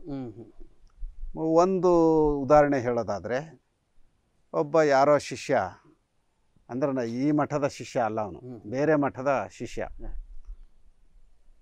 ಪತ್ರ ಬರೆದಿದ್ದೇನು ಅವನು ಮುಖರ್ಜಿ, ನಿನ್ನಂಥ ಸ್ವಾಮಿ ನಮ್ಮ ಮಠಕ್ಕೆ ಸಿಕ್ಕಿದ್ರೆ ನಿನಗೊಂದು ಕೈ ತೋರಿಸ್ತಿದ್ದೆ, ಏನು ಮಾಡೋದು ನಮ್ಮ ಸ್ವಾಮಿಗಳಿನ್ನೂ ಆ ಮಟ್ಟಕ್ಕೆ ಬೆಳೆದಲ್ಲ. ಅಂದರೆ ಅದನ್ನೇ ಪತ್ರ ಹಿಡ್ಕೊಂಡು ಗುರುಗಳು ತೋರಿಸ್ತಾ ಇದ್ರು, ನೋಡಪ್ಪ ನಮಗೆ ನಿಜವಾದಂಥ ಪ್ರಶಸ್ತಿಯನ್ನು ನಮ್ಮ ವಿರೋಧಿ ಶಿಷ್ಯ ಕೊಟ್ಟಿದ್ದಾನೆ, ಇದು ನಿಜವಾದ ಪ್ರಶಸ್ತಿ ಅಂತ. ಅಂದರೆ ನಿನ್ನಂಥ ಸ್ವಾಮಿ ನಮ್ಮ ಮಠಕ್ಕೆ ಸಿಕ್ಕಿದ್ರೆ ನಾವು ಒಂದು ಕೈ ತೋರಿಸ್ತಿದ್ವಿ ನಿನಗೆ ಅಂತ. ಅಂದರೆ ವಿರೋಧಿಗಳು ಮೆಚ್ಚುವ ಹಾಗೆ ನಡ್ಕೊಂಡಂಥವ್ರು ಅವರು. ಸ್ವಾಮೀಜಿ, ಹಾಗೆ ಸಾಮಾಜಿಕವಾದಂಥ ಚಳುವಳಿಯಲ್ಲಿ ಸದಾ ನಿರತರಾದಂಥವರು. ಈ ಸಾಮಾಜಿಕವಾದಂಥ ಕೆಲಸ ಕಾರ್ಯಗಳಲ್ಲಿ ಸಾಕಷ್ಟು ಘಟನೆಗಳು, ಸಾಕಷ್ಟು ಸಂದರ್ಭಗಳು ಎದುರಿಸುವಂತಹ ಸಂದರ್ಭಗಳನ್ನು ನೋಡಿದ್ದಾರೆ. ಅದು ನೀವು ಕಂಡಂತೆ ಯಾವ್ಯಾವ ಈ ಕ್ಷಣಕ್ಕೆ ನೆನಪು ಮಾಡಿಕೊಳ್ಬೋದಂಥ ಘಟನೆಗಳನ್ನು, ಗುರುಗಳು ಇಂತಹ ವಿಚಾರಕ್ಕೆ ಯಾವತ್ತೂ ಒಂದು ದಿವಸ ಎಲ್ಲೋ ಬೇಸರಗೊಂಡಿದ್ರು ಅಥವಾ ತುಂಬ ಸಂತೋಷಗೊಂಡಿದ್ರು ಅನ್ನುವಂತಹ ತಕ್ಷಣಕ್ಕೆ ಒಂದಷ್ಟು ನೆನಪಿಸಿಕೊಳ್ಬೇಕಾದಂಥ ಘಟನೆಗಳು ಯಾವುದಾದ್ರು ಇದ್ರೆ? ಅವರು ಭಕ್ತರನ್ನ ಭಾಳ ಪ್ರೀತಿಸ್ತಿದ್ರು ಅಂತ ಹೇಳ್ತಾ ಇದ್ವಲ್ಲ, ಆ ಪ್ರೀತಿಸುವಾಗ್ಲೇ ಅವ್ರಿಗೆ ಸ್ವಲ್ಪ ಸೂಚನೆನೂ ಕೊಡ್ತಾ ಇದ್ರು. ನೋಡೋ, ನಿಮ್ಮೂರಾಗ ಎಲ್ಲರೂ ತೋಟ ಮಾಡಿದ್ದಾರೆ, ನೀನಿನ್ನೂ ತೋಟನೇ ಮಾಡಿಲ್ಲ, ನೀನು ತೋಟ ಮಾಡದೆ ನಮಗೆ ಮುಖ ತೋರಿಸ್ಬೇಡ, ಇದೇ ಕೊನೆಯದು. ಕೊನೆಗೆ ಒಂದು ದಿನ ಯಾರೋ ಬಂದು, ಬುದ್ಧಿ ಇವ್ರು ಇಂಥವ್ರು, ಆ ಅಯೋಗ್ಯನ ಮುಖ ನಾವು ನೋಡೋಕೆ ತಯಾರಿಲ್ಲ, ಅವ್ನು ಕರ್ಕೊಂಡು ಬರಬೇಡ. ಬುದ್ಧಿ, ತಮ್ಮ ಬಗ್ಗೆ ಭಾಳ ಭಕ್ತಿ ಇದೆ, ಪ್ರೀತಿ ಇದೆ, ಗೌರವ ಇದೆ, ಯಾಕೆ ತಾವು ಹಿಂಗೆ ಮಾತಾಡ್ತೀರಿ? ಏನು ಮಾಡೋಣ ಅದನ್ನು ಕಟ್ಕೊಂಡು? ಆ ಭಕ್ತಿ ಬೇಕಿಲ್ಲ ನಮಗೆ, ಕಾಯಿಕ ಶ್ರದ್ಧೆ ಬೇಕು. ನಾವು ಹೇಳಿದ ಕೆಲಸ ಮಾಡಿದ ನನಗೆ ಕೇಳು.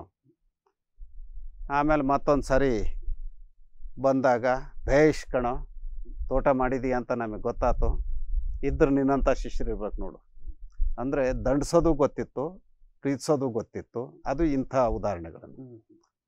ಆಮೇಲೆ ನೀವು ನಮ್ಮ ಮಹಾಬೆಳಕು ನಾಟಕವನ್ನು ನೀವು ಕಲಾವಿದರಾಗಿರೋದ್ರಿಂದ ನೋಡಿದಿರಿ. ಆ ನಾಟಕದಲ್ಲಿ ಬರೋ ಘಟನೆಗಳೆಲ್ಲವೂ ನೈಜ ಘಟನೆಗಳೇ. ಒಂದು ಸಾರಿ ಗಂಡ ಹೆಂಡತಿ ಇಬ್ಬರು ಗುರುಗಳನ್ನ ದರ್ಶನಕ್ಕೆ ಬರ್ತಾರೆ. ಯಾಕಪ್ಪ ಬಂದಿದ್ರಿ?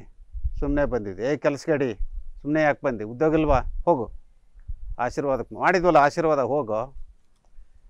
ಆವಾಗ ಆಕೆ ಹೆಂಡ್ತಿ ಹಂಗೆ ತಿವಿತಾಳೆ. ಏನಮ್ಮ ಬುದ್ಧಿ, ಮದುವೆ ಆಗಿ 8 ವರ್ಷ ಆಯ್ತು, ಮಕ್ಕಳಾಗಿಲ್ಲ, ಅದಕ್ಕೆ ತಾವು ಆಶೀರ್ವಾದ ಮಾಡಬೇಕು. ಬೇರೆ ಗುರುಗಳಾಗಿದ್ರೆ ಏನು ಉತ್ತರ ಹೇಳ್ತಿದ್ರೋ ಗೊತ್ತಿಲ್ಲ. ಬಾರಮ್ಮ ಇಲ್ಲಿ, ಇವನು ನಿನ್ನ ಗಂಡ. ಹೌದು ಬುದ್ಧಿ, ಶುದ್ಧ ಲಫಂಗಿದ್ದಾನೆ, ಇವನ್ ಮಾತು ಕಟ್ಕೊಂಡು ನೀನು ಮಠ ದೇವರು ಅಂತ ಸುತ್ತರದಿ ಅಂತಂದರೆ ನೀನು ಹಾಳಾಗ್ತೀಯ. ನಿನಗೆ ಮಕ್ಕಳಾಗಲಿಲ್ಲ ಅಂತಂದರೆ ಡಾಕ್ಟ್ರ್ ಹತ್ರ ಹೋಗು, ಇಬ್ಬರು ಪರೀಕ್ಷೆ ಮಾಡಿಸ್ಕೊಳ್ರಿ, ಮಕ್ಕಳಾಗ್ತವಿಲ್ಲ ಅಂತ ಅವರು ವೈದ್ಯರು ಹೇಳ್ತಾರೆ. ಅದ್ರ ಮೇಲೂ ನಿಮಗೆ ಮಕ್ಕಳೇ ಆಗಲ್ಲ ಅಂತ ಹೇಳಿದರೆ, ನಮ್ಮಂಥ ಸಾವಿರಾರು ಅನಾಥ ಮಕ್ಕಳು ದೇಶದಲ್ಲಿದ್ದಾರೆ. ಅಂಥದ್ದು ಯಾವುದೋ ಒಂದು ಮಗುನ ನೀನು ದತ್ತು ತೆಗೆದುಕೊಂಡು ಆ ಮಗುನ ಸಾಕು, ಅದು ಮಗ ಅಲ್ವಾ? ಹೀಗೆ ಹೇಳೋದ್ರ ಮೂಲಕ ಮೌಢ್ಯಗಳನ್ನು ನಿವಾರಣೆ ಮಾಡ್ತಾಯಿದ್ರು. ಜೊತೆಗೆ ಮಠಗಳನ್ನು ಸುತ್ತುವಂಥ ಈ ಪರಂಪರೆ ಬೇಡ ಅಂತ ಹೇಳ್ತಿದ್ರು. ಆವಾಗಲೇ ಅವ್ರು ಹೇಳ್ತಾ ಇದ್ದು, ನಿಮ್ಮಂಥ ಜನ ಮಠಕ್ಕೆ ಬಂದೇ ಮಠದಲ್ಲಿ ತೊಟ್ಲು ಕಟ್ಟಂಗೆ ಆಗಿರೋದು ಅಂತ.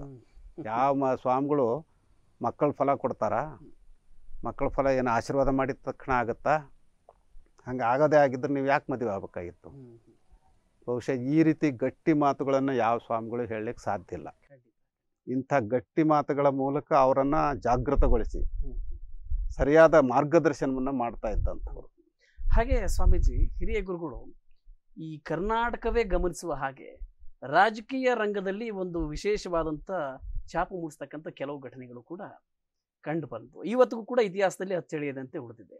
ಆ ಘಟನೆಗಳಿಗೆ ಯಾವ ರೀತಿಯಾಗಿ ಪ್ರೇರಕವಾದಂಥ ವಾತಾವರಣ ನಿರ್ಮಾಣ ಆಗುವಂಥ ಸಂದರ್ಭ? ಅವರು ಧರ್ಮ ರಾಜಕೀಯ ಬೇರೆ ಬೇರೆ ಅಂತ ಭಾವಿಸ್ಕೊಂಡಿರಲಿಲ್ಲ. ಯಾಕೆಂದರೆ ಇವೆರಡರ ಸಮ್ಮಿಳನದಿಂದ ಸಮಾಜವನ್ನು ಸುಧಾರಣೆ ಮಾಡ್ಬೋದು ಅನ್ನೋವಂಥ ಭಾವನೆ ಅವರಲ್ಲಿತ್ತು. ಅದ್ರ ಜೊತೆಗೆ ಧರ್ಮದ ತಳಹದಿ ಮೇಲೆ ರಾಜಕೀಯ ನಡಿಬೇಕು ಅನ್ನೋವಂಥದ್ದು ಅವರ ಆಸೆ ಆಗಿತ್ತು. ಹಾಗಾಗಿನೇ ಅವರು ಬರೀ ನಾವು ಧರ್ಮತತ್ವ ಹೇಳ್ಕೊಂಡ್ರೆ ಆಗಲ್ಲ, ಬರೀ ರಾಜಕೀಯ ಮಾಡಿದರೂ ಆಗಲ್ಲ, ಆ ರಾಜಕೀಯವನ್ನು ಧರ್ಮದ ತಳಹದಿ ಮೇಲೆ ಕಟ್ಟಿ ಬೆಳೆಸಿದರೆ ಒಳ್ಳೆಯ ಆಡಳಿತವನ್ನು ಅವರು ಸಮಾಜಕ್ಕೆ ಕೊಡಬಲ್ಲರು. ಈ ಆಲೋಚನೆಯಿಂದ ಅವರು ಮೊದಲು ಸಿರಿಗೆರೆಯಲ್ಲಿರುವಂಥ ಗ್ರಾಮ ಪಂಚಾಯತಿ ಕೈ ಹಾಕಿದರು. ಗ್ರಾಮ ಪಂಚಾಯತಿಯಲ್ಲಿ ಒಳ್ಳೆಯ ವ್ಯಕ್ತಿಗಳು ಆಯ್ಕೆ ಆಗಿ ಬರಬೇಕು. ದುಡ್ಡಿದ್ದರೆ ಆಯ್ಕೆ ಮಾಡ್ತಾರೆ, ಜಾತಿ ಕಾರಣಕ್ಕೆ ಆಯ್ಕೆ ಆಗ್ತಾರೆ, ಅಥವಾ ಇನ್ಯಾವುದೋ ದೌರ್ಜನ್ಯದ ಕಾರಣದಕ್ಕೆ ಆಯ್ಕೆ ಆಗ್ತಾರೆ ಸದಸ್ಯರಾಗಿ. ನಾಳೆ ಅವರಿಂದ ಏನು ಕೆಲಸ ತಗೊಳಕ್ಕೆ ಸಾಧ್ಯ? ಹಾಗಾಗಿ ಅವರು ಚುನಾವಣೆಗೆ ನಿಲ್ಬೇಡ್ರಿ ಅಂತ ಯಾರಿಗೂ ಹೇಳ್ತಿರ್ಲಿಲ್ಲ. ಅವರು ಚುನಾವಣೆ ವಿರೋಧಿಗಳಲ್ಲ, ಬದಲಾಗಿ ಚುನಾವಣೆ ನಡೀಲಿ, ಯೋಗ್ಯರ ಆಯ್ಕೆ ಆಗಲಿ. ಆವಾಗ ಅವರು ಏನು ಮಾಡ್ತಿದ್ರು ಅಂದರೆ, ಇವತ್ತು ಚುನಾವಣೆ ಐತಿ ಅಂತಂದರೆ ಮಠದ ಮುಂದೆನೇ ಒಂದು ಚೇರ್ ಹಾಕಿಸ್ಕೊಂಡು ಕೂತ್ಕೊಳ್ತಿದ್ರು. ಕರಿಯ ಇಲ್ಲಿ ಆದ್ರೆ ದುರ್ಗಪ್ಪನ ಕರಿಯ ಇಲ್ಲಿ, ಹಸನ್ ಸಾಬಿ ಕರಿಯ ಇಲ್ಲಿ, ಎಲ್ಲರನ್ನೂ ಹೆಸರಿಟ್ಟು ಕರಿತಾ ಇದ್ರು ಅವರು. ಅವ್ರು ಬಂದಮೇಲೆ ಯಾರಿಗೆ ಓಟ್ ಕೊಡ್ತೀಯಾ? ಬುದ್ಧಿ ತಮ್ಮ ಅಪ್ಪಣೆ, ತಾವು ಯಾರಿಗೆ ಹೇಳ್ತೀರೋ ಅವ್ರಿಗೆ ಕೊಡ್ತೀವಿ. ನೋಡು ಇಂಥವ್ರಿಗೆ ನೀನು ಓಟ್ ಹಾಕು, ಅವ್ರದ್ದು ಏನು ಅಂತ ಗೊತ್ತಾ ಚಿತ್ರ? ನೋಡಿ ಇಲ್ಲೈತಿ, ಈ ಚಿತ್ರ ಮೇಲೆ ನೀನು ಒತ್ತಬೇಕು ಅಂದ್ರೆ ಪಾಠ ಮಾಡಿ ಅವ್ರನ್ನ ಕಳಿಸಿ ತಾವು ಯಾರು ಹೇಳ್ತಾರೋ ಅವರೇ ಗೆಲ್ಲೋ ಹಾಗೆ ಮೊದಲು ಗ್ರಾಮ ಪಂಚಾಯತಿಯಲ್ಲಿ ಮಾಡ್ತಾಯಿದ್ರು. ನಂತರ ಅವರು ಶಾಸಕ ಸ್ಥಾನದ ಸಂದರ್ಭದಲ್ಲೂ ಕೂಡ ಭಾಗವಹಿಸಿದರು. ನಮಗೆ ಗೊತ್ತಿರೋ ಹಾಗೆಯೇ ಒಂದು ಉದಾಹರಣೆಗೆ ಸಿರಿಗೆರೆಯಲ್ಲಿ ದುಗ್ಗಪ್ಪನವರು ಅಂತ ಇದ್ದರು. ಅವರು PSC ಮೆಂಬರು ಮತ್ತು ಅಧ್ಯಕ್ಷರು ಕೂಡ ಆಗಿದ್ದರು. ಅವರನ್ನು ಓದಿಸಿದವರು, ಬೆಳೆಸಿದವರು ಮತ್ತು ನಮ್ಮ ಸಂಸ್ಥೆಯಲ್ಲಿ ನೌಕರಿ ಕೊಟ್ಟಂಥವ್ರೆ ನಮ್ಮ ಹಿರಿಯ ಗುರುಗಳು.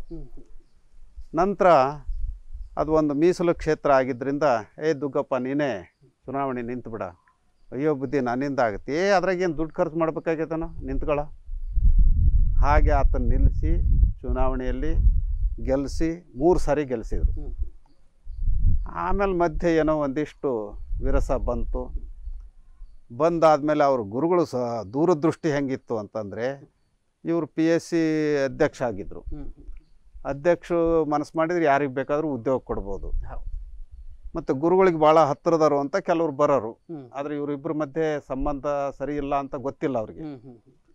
ಬಂದವರು ಬುದ್ಧಿ, ದುಗ್ಗಪ್ಪನವ್ರಿಗೆ ತಾವು ಒಂದು ಪತ್ರ ಕೊಡಬೇಕು, ನನಗೆ ನನ್ನ ಮಗನಿಗೆ ಉದ್ಯೋಗ ನೋಡೋ, ನಮ್ಮ ಪತ್ರ ತಗೊಂಡು ಹೋದರೆ ನೀನು ಆಗೋಂಥ ಕೆಲಸನೂ ಆಗಲ್ಲ, ಅದ್ರ ಬದಲಾಗಿ ನಾವು ಒಂದು ಉಪಾಯ ಹೇಳ್ಕೊಡ್ತೀವಿ, ಅದರಂತೆ ಮಾಡ್ತೀಯ, ಹೇಳ್ರಿ ಬುದ್ಧಿ.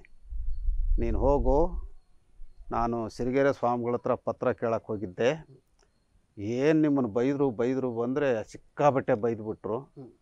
ಆಮೇಲೆ ನನಗೆ ಅನ್ನಿಸ್ತು ಇವರು ಸ್ವಾಮಿಗಳು ನಿಮ್ಮ ಬಗ್ಗೆ ಒಳ್ಳೆಯ ಅಭಿಪ್ರಾಯ ಇಟ್ಕೊಂಡಿಲ್ಲ ಅಂತ ಹೇಳಿ. ಆವಾಗ ನನಗೂ ಸಿಟ್ಟು ಬಂದುಬಿಡ್ತು, ನಿಮ್ಮನ್ನು ಬೈದಿದ್ದರಿಂದ. ನಾನು ಗುರುಗಳನ್ನ ಭರ್ಜರಿ ಮನಸ್ಸಿನಾಗ ಬೈಕೊಂಡು, ಹೊರ ಬೈಯೋಕ್ಕಾಗಲಿಲ್ಲ, ಮನಸ್ಕಂಡೇ ಬೈದೆ. ಅಯ್ಯೋ ಬುದ್ಧಿ, ಹಂಗೆ ಸುಮ್ಮನೆ ಹೋಗೋ ನೀನು, ನಿನ್ನ ಕೆಲಸ ಆಗ್ತೈತಿ, ಪಾಪ ಬರುತ್ತೆ ಬುದ್ಧಿ ನನಗೆ ನಿಮ್ಮನ್ನು ಬೈದರೆ. ಪಾಪ ಪುಣ್ಯ ಆಮೇಲೆ ಕಣೋ, ಮೊದಲು ನಿನ್ನ ಕೆಲಸ ಆಗಲಿ, ಹೋಗು, ಆಮೇಲೆ ಬಂದು ನಮಸ್ಕಾರ ಮಾಡಿದ್ರೆ ಪುಣ್ಯ ಪಾಪ ಹೋಯ್ತು, ಪುಣ್ಯ ಬಂತು. ಆಮೇಲೆ ಹಂಗೆ ಮಾಡಿದಾನ ಅವನು. ಉದ್ಯೋಗ ಸಿಕ್ಕಿದೆ ಅವನಿಗೆ.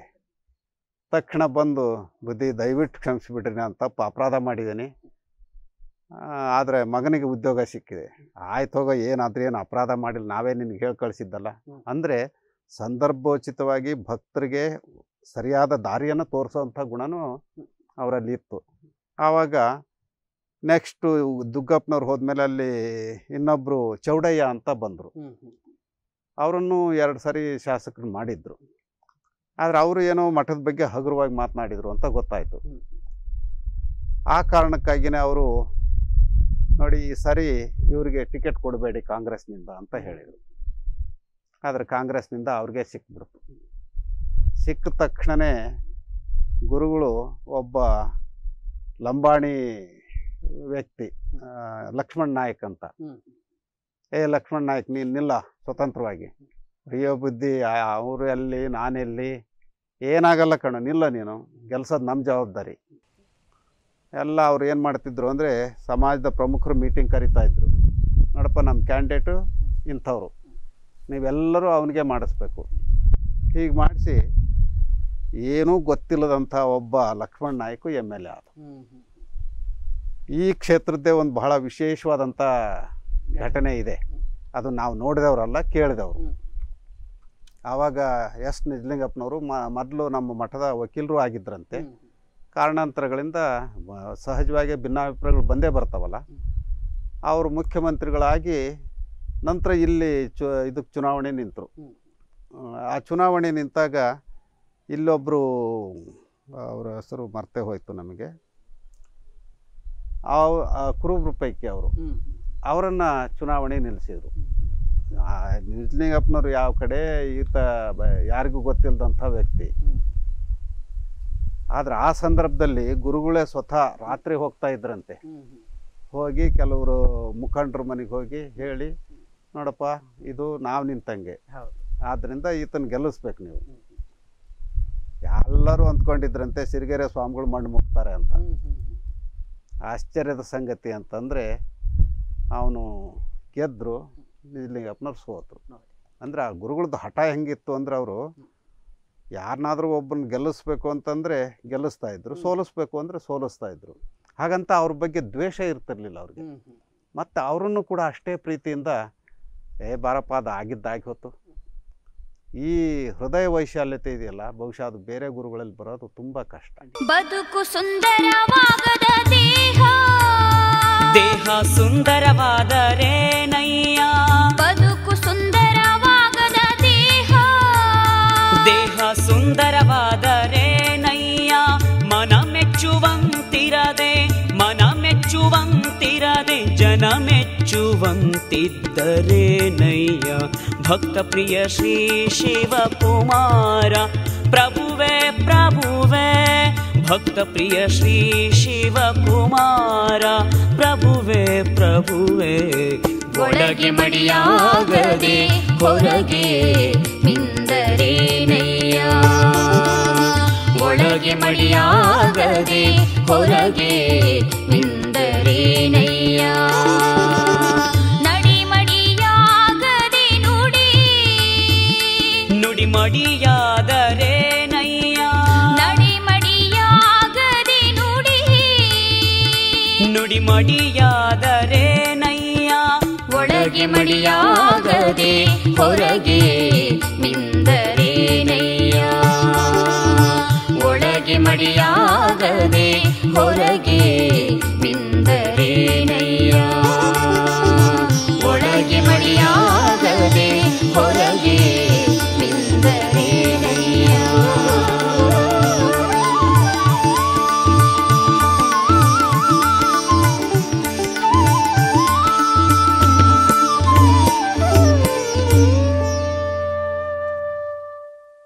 ಸ್ವಾಮೀಜಿ ಅಂದರೆ ಮುಗ್ಧವಾಗಿರ್ತಾರೆ. ಸ್ವಾಮೀಜಿಯವರಂದರೆ ಧರ್ಮ, ಆಧ್ಯಾತ್ಮ ಅಥವಾ ಕೇವಲ ಈ ಕೆಲವು ಕ್ಷೇತ್ರಗಳಿಗೆ ಸೀಮಿತ ಅನ್ನುವಂಥ ಸಂಪೂರ್ಣ ಈ ಒಂದು ಫ್ರೇಮ್ನಿಂದ ಹೊರಬರ್ತಕ್ಕಂಥ ವಿಶೇಷತೆ ಅವರಿಗೆ ಮೂಡಿದ್ದು ಹೇಗೆ ಅನ್ನೋದು ಬಹಳ ಕುತೂಹಲದ ಪ್ರಶ್ನೆ. ಅದು ತುಂಬ ಆಶ್ಚರ್ಯ ನಮಗೂ ಕೂಡ.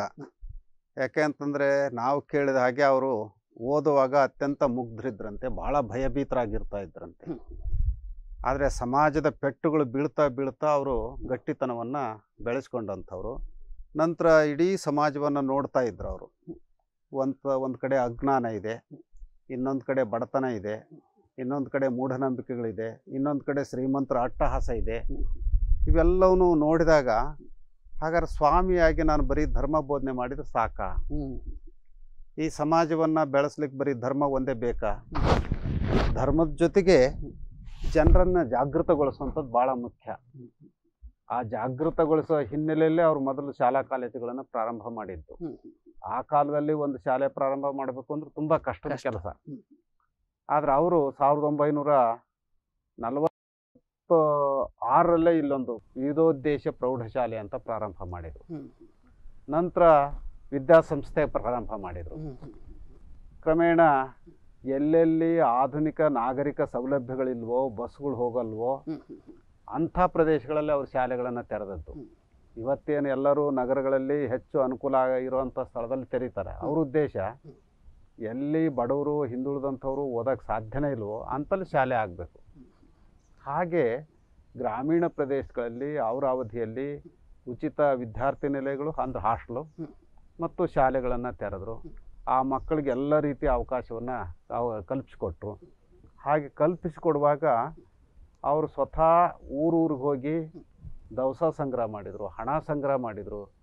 ಒಬ್ಬ ಜಗದ್ಗುರು ಆಗಿ ನಾನು ಊರಿಗೆ ಹೋದ್ರೆ ಹೆಂಗೆ ಅಂತ ಯೋಚನೆ ಮಾಡಲಿಲ್ಲ ಅವರು. ಎಲ್ಲ ಊರುಗಳಿಗೂ ಹೋಗಿ ಏನು ಕೊಡ್ತೀರಿ ಕೊಟ್ರಪ್ಪ, ನಮ್ಮದೊಂದು ಹಾಸ್ಟೆಲ್ ಇದೆ, ಅಲ್ಲೊಂದು ಹೈಸ್ಕೂಲ್ ಕಟ್ಟಿಸ್ಬೇಕಾಗಿದೆ. ಹೀಗೆ ಜನರನ್ನು ಮನವೊಲಿಸಿ ಆ ಕೆಲಸವನ್ನು ಮಾಡಿದರು. ಆವಾಗ ಜನರಿಗೂ ಮತ್ತು ಗುರುಗಳಿಗೂ ತುಂಬ ಹತ್ತಿರದ ಸಂಬಂಧ ಉಂಟಾಯಿತು. ಹಾಗೆ ಸಂಬಂಧ ಉಂಟಾದಾಗ ಆ ಶಿಷ್ಯರ ಸಮಸ್ಯೆಗಳು ಏನು ಅಂತ ಇವ್ರಿಗೆ ಗೊತ್ತಾದವು.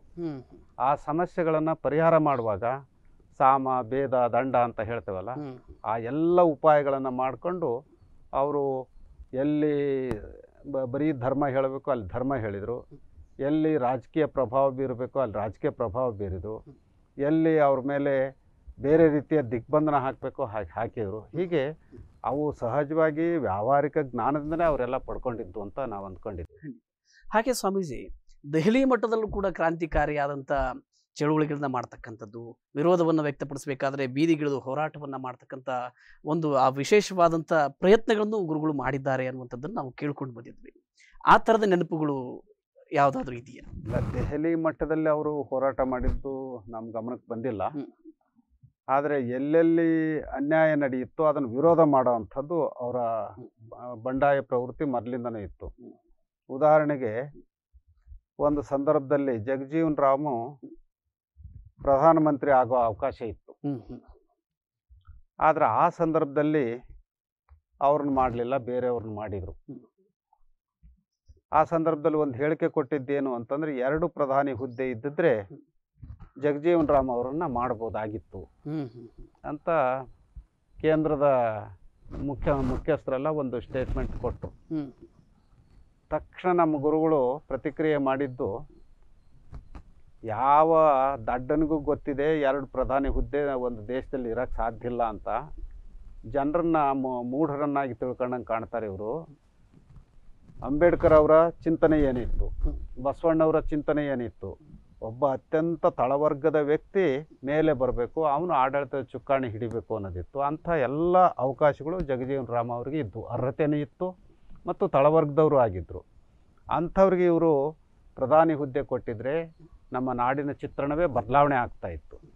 ಆದರೆ ಈ ಜನ, ಅದರಲ್ಲೂ ಪೌರೋಹಿತ್ಯ ಪರಂಪರೆ ಇದನ್ನು ಮಾಡಲಿಲ್ಲ ಅಂತ ಹೇಳಿ ನೇರವಾಗಿ ಅವರು ದೆಹಲಿವರೆಗೂ ನೇರವಾಗಿ ಹೋಗಿ ಪ್ರತಿಭಟನೆ ಮಾಡಲಿಲ್ಲ. ತಮ್ಮ ಮಾತುಗಳ ಮೂಲಕ, ಬರವಣಿಗೆಯ ಮೂಲಕ ಅದನ್ನು ಪ್ರತಿಭಟನೆ ಮಾಡಿದರು. ಹಾಗೆ ಸ್ವಾಮೀಜಿ, ಅವರ ಬರಹಗಳು, ಅವರ ಹವ್ಯಾಸಗಳ ಬಗ್ಗೆ, ವಿಶೇಷವಾಗಿ ಕಲೆ, ಸಾಹಿತ್ಯ, ಸಂಸ್ಕೃತಿ, ಇವತ್ತು ನೀವು ಪ್ರಭಾವಿತರಾಗಿ ಇಷ್ಟೊಂದು ದೊಡ್ಡ ರಂಗಭೂಮಿಯನ್ನು ಕಟ್ಟಬೇಕಾದ್ರೆ ಬಹುತೇಕ ಸ್ಫೂರ್ತಿ ಚಿಲ್ಮೆ ಗುರುಗಳಿಂದ ಅಂತ ನಾವು ಅದನ್ನು ಭಾವಿಸ್ತೇವೆ. ಅದು ಹೇಗೆ ನಿಮ್ಮ ಗಮನಕ್ಕೆ ಆರಂಭದಲ್ಲಿ ಬಂತು? ಅವರು ಬಹುಮುಖ ವ್ಯಕ್ತಿತ್ವ ಅವ್ರದ್ದು. ಒಂದೇ ಸಂದರ್ಭದಲ್ಲಿ 10 ಕೆಲಸಗಳನ್ನು ಮಾಡುವಂಥ ಗುಣ ಅವರಲ್ಲಿತ್ತು. ಈಗ ಉದಾಹರಣೆಗೆ ಅವ್ರು ಕ್ಷೌರ ಮಾಡಿಸ್ಕೊಳ್ತಾ ಕೂತಿರ್ತಾರೆ, ಆವಾಗ ಯಾರೋ ಬರ್ತಾನೆ. ಈಗಾದ್ರೆ ನಾವೇನು ಹೇಳ್ತೇವೆ, ಅಲ್ಲಿ ಯಾರನ್ನು ಬಿಟ್ಟು ಬೇಡ ಅಂತ ಹೇಳಿಬಿಡ್ತೇವೆ. ನಾವು ಕ್ಷೌರ ಮಾಡಿಸ್ಕೊಳ್ತೀವಿ, ಅವ್ರು ನೋಡ್ತಾರೆ, ಇನ್ನೇನೋ ಮಾಡ್ತಾರೆ. ನೋಡ ಅಲ್ಲಿ ಯಾರೋ ಹೋಗ್ತಾನೆ, ಕರಿಯಲ್ಲಿ ಅವನ್ನ, ಏನೋ ಯಾಕೆ ಬಂದಿದ್ದಪ್ಪ ಅಂತ. ಬುದ್ಧಿ ಇದೆ, ಇಂಥದ್ದು ಕೆಲಸ ಯಾರಿಗೆ ಹೇಳಬೇಕು, ಇಂಥವ್ರಿಗೆ ಹೇಳಬೇಕು. ಮರಿ ಲೆಟರ್ ತಗೊಳ, ಬರ್ಕೋ, ಹೋಗಿ ಪತ್ರ ಕೊಡು. ಅಲ್ಲೇ ಅವ್ರು ಕ್ಷೌರ ಮಾಡಿಸ್ಕೊಳ್ತಾ ಇದ್ದಾಗಲೇ ಪತ್ರ ಬರೆಸಿ ಅದಕ್ಕೆ ಸೈನ್ ಮಾಡಿ ಕವರ್ನಾಗ ಇಡಿಸಿ ಕಳಿಸ್ತಿದ್ರು. ಅವ್ರನ್ನ ಎಷ್ಟು ಸ್ವಾತಂತ್ರ್ಯ ಇತ್ತು ಭಕ್ತರಿಗೆ ಅಂತಂದರೆ, ಪೂಜಾ ಕೋಣೆಯಲ್ಲಿದ್ದಾಗಲೂ ಕೂಡ ನೇರವಾಗಿ ಹೋಗಿ ಕಾಣ್ಬೋದಾಗಿತ್ತು, ಅವರು ಬೆಡ್ರೂಮ್ನಲ್ಲಿದ್ದಾಗಲೂ ಕಾಣ್ಬೋದಾಗಿತ್ತು. ಅಂದರೆ ಈ ಗುಪ್ತತೆ ಅನ್ನೋದು ಇರಲಿಲ್ಲ, ಬಹಳ ಮುಕ್ತವಾದಂಥ ವಾತಾವರಣ. ಬಹುಶಃ ಅವ್ರಿಗೆ ಈ ಕದ ಹಾಕ್ಕೊಂಡು ನಾವೆಲ್ಲ ಮಾಡ್ತೇವಲ್ಲ, ಆ ಭಾವನೆಗಳೇ ಇರಲಿಲ್ಲ. ಹಾಗಾಗಿನೇ ಅವರು ಎಲ್ಲರಿಗೂ ಪ್ರಿಯವಾದಂಥ ಗುರುಗಳಾಗಿದ್ದು. ಆ ಜನರು ಏನು ನೋವು ನಲಿವುಗಳನ್ನು ತಿಳ್ಕೊಳ್ಳಿಕ್ಕೂ ಅದು ಅವಕಾಶ ಆಗಿದ್ದು.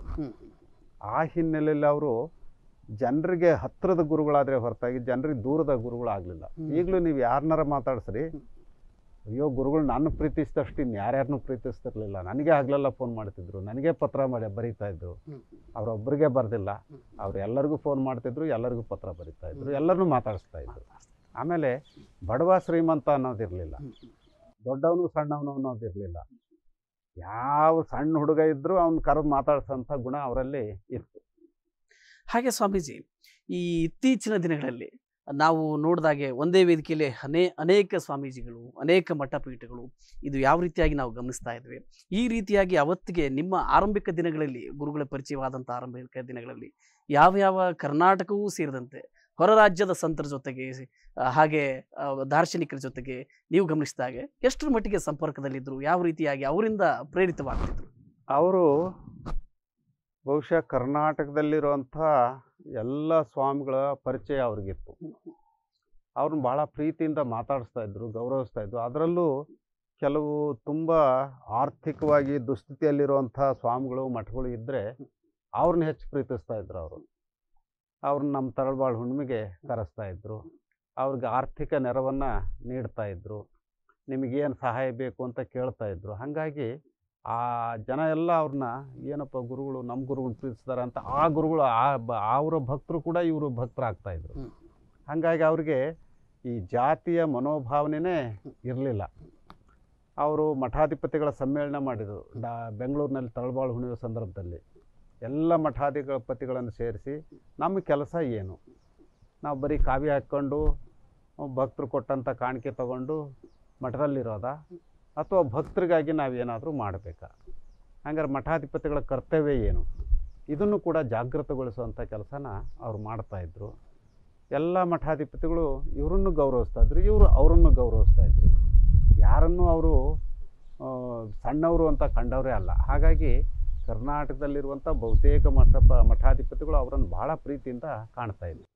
ಹಾಗೆ ಸ್ವಾಮೀಜಿ, ಒಬ್ಬರು ಸ್ವಾಮೀಜಿ ಆದಂಥವ್ರು ಒಂದು ನಿರ್ದಿಷ್ಟವಾದಂಥ ಸಮುದಾಯದ ಮೇಲೆ ಕೇಂದ್ರೀಕರಿಸಬೇಕು ತಮ್ಮ ದೃಷ್ಟಿಕೋನವನ್ನು, ಅಭಿವೃದ್ಧಿಯ ದೃಷ್ಟಿಕೋನವನ್ನು ಅನ್ನುವಂಥದ್ದು ಬಹುತೇಕ ಆ ಸಮುದಾಯದ ಆಸೆ ಆಕಾಂಕ್ಷೆ ಆಗಿರಬಹುದು. ಹಾಗೆ ಬಹುತೇಕ ಮಠಗಳಲ್ಲಿ ಕೂಡ ಇದನ್ನು ಗಮನಿಸ್ತೇವೆ. ಇಲ್ಲಿ ಮುಸ್ಲಿಂ ಬಾಂಧವರು ಇರ್ಬೋದು, ಅಲ್ಪಸಂಖ್ಯಾತ ಬಾಂಧವರು ಇರ್ಬೋದು, ಹಿಂದುಳಿದವರು ಇರ್ಬೋದು, ಅಥವಾ ಲಿಂಗಾಯತೇತರ ಅನೇಕ ಜಾತಿಯ ಶಿಷ್ಯಂದರು ಇರ್ಬೋದು, ಅವರೆಲ್ಲರನ್ನೂ ಕೂಡ ಶ್ರೀಮಠಕ್ಕೆ ಸಿರಿಗೆರೆಗೆ ಆಹ್ವಾನಿಸ್ತಕ್ಕಂಥದ್ದು, ಇದೆಲ್ಲವನ್ನ ಮಾಡ್ತಕ್ಕಂಥ ಸಂದರ್ಭದಲ್ಲಿ ಸಮುದಾಯ ಬಾಂಧವರಲ್ಲಿ ಎಲ್ಲೋ ಒಂದಷ್ಟು ಅಸಹನೆ ಅಥವಾ ಗುರುಗಳ ಮೇಲೆ ಒತ್ತಡ ತರತಕ್ಕಂಥದ್ದು, ಈ ಒಂದು ವಿಶಾಲ ಮನೋಭಾವನೆ ಬೇಡ ಅನ್ನುವಂಥದ್ದು ಸವಾಲಾಗಿ ಏನಾದರೂ ಪರಿಣಮಿಸುವಂಥ ಘಟನೆಗಳಾಗಿತ್ತ? ಬಹಳ ಸವಾಲಾಗಿದೆ ಅದು. ಯಾಕೆಂದ್ರೆ ಆರಂಭದಲ್ಲಿ ಹಾಸ್ಟೆಲ್ನಲ್ಲೇ ಎಲ್ಲ ವರ್ಗದ ಮಕ್ಕಳು ಕೂಡ ಒಂದೇ ಕಡೆ ಊಟ ಮಾಡೋ ಅಂಥದ್ದು. ಆಮೇಲೆ ಎಲ್ಲ ಮಕ್ಕಳು ಮುದ್ದೆ ಕಟ್ಟೋವಂಥದ್ದು. ಈಗ ಅಲ್ಲಿ ಜಾತಿ ಪ್ರಶ್ನೆ ಬರ್ತಿರ್ಲಿಲ್ಲ. ಆವಾಗ ಸಮಾಜದ ಕೆಲವು ಮುಖಂಡರು ಬಂದು ಗುರುಗಳು ಕೇಳಿದ್ದುಂಟು, ಅಲ್ಲ ಬುದ್ಧಿ ಮೇಲು ಕೀಳು ಅಂತ ಎಲ್ಲ ಒಂದೇ ಮಾಡಿಬಿಟ್ರೆ ಹೆಂಗೆ? ನೀವು ಲಂಬಾಣಿಗಳು, ವಡ್ರು, ಕೊರಬರು, ಕೊರಚರು, ಮಾದ್ರು, ಸಾಬ್ರು ಎಲ್ಲರನ್ನೂ ಒಂದೇ ಕಡೆ ಸೇರಿಸ್ಬಿಡ್ತೀರಲ್ಲ, ಯಾವ್ದಾರ ಮಠದಾಗ ಇಂಥವು ನಡೀತಾವ? ದಯವಿಟ್ಟು ಇಂಥದ್ದು ಮಾಡಬೇಡಿ ನೀವು. ಅದ್ರ ಬದಲ ನಿಮಗೆ ಅವ್ರ ಬಗ್ಗೆ ಪ್ರೀತಿ ಇತ್ತು ಅಂದರೆ ಅವ್ರಿಗೆ ಪ್ರತ್ಯೇಕ ಹಾಸ್ಟೆಲ್ ಮಾಡಿರಿ. ನಮ್ಮ ಲಿಂಗಾಯತರ ಮಕ್ಕಳಿಗೆ ಬೇರೆ ಹಾಸ್ಟೆಲ್ ಇರಲಿ. ಕೊಡೋರೆಲ್ಲ ನಾವು, ಅದನ್ನೆಲ್ಲ ಬೇರೆಯವ್ರಿಗೆ ನೀವು ಕೊಡ್ತಾ ಇದ್ದೀರಿ. ಆವಾಗ ಗುರುಗಳು ಅವ್ರಿಗೆ ಹೇಳಿದ್ದು, ಅಲ್ರಿ ನಿಮ್ಮ ಮನಸ್ಸಿನಿಗೆ ಯಾಕೆ ಈ ವಿಷ ಬೀಜ ಯಾರು ಬಿತ್ತಿದ್ರು? ಇಲ್ಲಿ ಓದೋಂಥ ಮಕ್ಕಳ ಮನಸ್ಸಿನಲ್ಲೇ ಆ ಬೀಜ ಇಲ್ಲ. ನಮ್ಮ ಹಾಸ್ಟೆಲ್ ಮಕ್ಕಳನ್ನೇ ಕರೆಸ್ತೇವೆ, ಕೇಳ್ರಿ.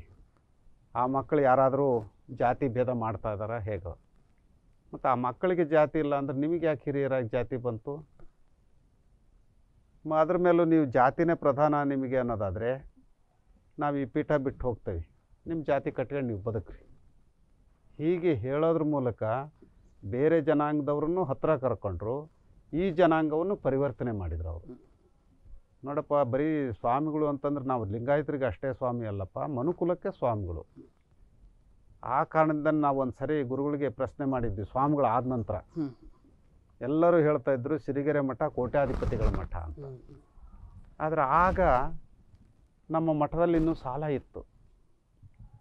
ನಾವು ಒಂದು ಸರಿ ಕೇಳಿದ್ವಿ ಗುರುಗಳನ್ನ, ಅಲ್ಲ ಬುದ್ಧಿ, ಭಕ್ತರು ಕೋಟ್ಯಾಧಿಪತಿಗಳ ಮಠ ಸಿರಿಗೆರೆ ಅಂತ ಹೇಳ್ತಾರೆ, ತಾವು ಅದನ್ನು ಒಪ್ಕೊಳ್ತೀರಿ, ಮತ್ತು ಅಷ್ಟೊಂದು ಸಾಲ ಐತಲ್ಲ, ಹೆಂಗೆ ನೀವು ಕೋಟ್ಯಾಧಿಪತಿಗಳು? ತಕ್ಷಣ ಗುರುಗಳು ಹೇಳಿದ್ದು, ಅಯ್ಯೋ ದಡ್ಡ, ಹಣದ ರೂಪದಲ್ಲಿ ಅದನ್ನು ಅಳಿಬಾರದು. ನೀವೆಲ್ಲ ಹೆಂಗೆ ಅಂತಂದರೆ ಬಂಡವಾಳ ಅಂದ್ರೆ ಹಣ ಅಂತ ತಿಳ್ಕೊಂಬಿಟ್ಟಿದ್ದೀರಿ. ಹಣ ಬಂಡವಾಳ ಅಲ್ಲ. ಬದಲಾಗಿ ನಮ್ಮ ಮಠಕ್ಕೆ ಮಾದರಿಂದ ಹಿಡಿದು ಬ್ರಾಹ್ಮಣರವರೆಗೂ, ಸಿರಿಗೆರೆಯಿಂದ ಹಿಡಿದು ಅಮೇರಿಕಾ, ಇಂಗ್ಲೆಂಡ್, ಜರ್ಮನಿ, ಜಪಾನ್ನವರೆಗೂ ಭಕ್ತರಿದ್ದಾರೆ. ಅವ್ರ ಸಂಖ್ಯೆ ಎಷ್ಟೈತಿ ಅಂದ್ರೆ ಕೋಟಿ ಕೋಟಿ ಇದೆ. ಮತ್ತು ನಾವೆಲ್ಲ ಕೋಟ್ಯಾಧಿಪತಿಗಳು ಹೌದಾ ಅಲ್ವೋ?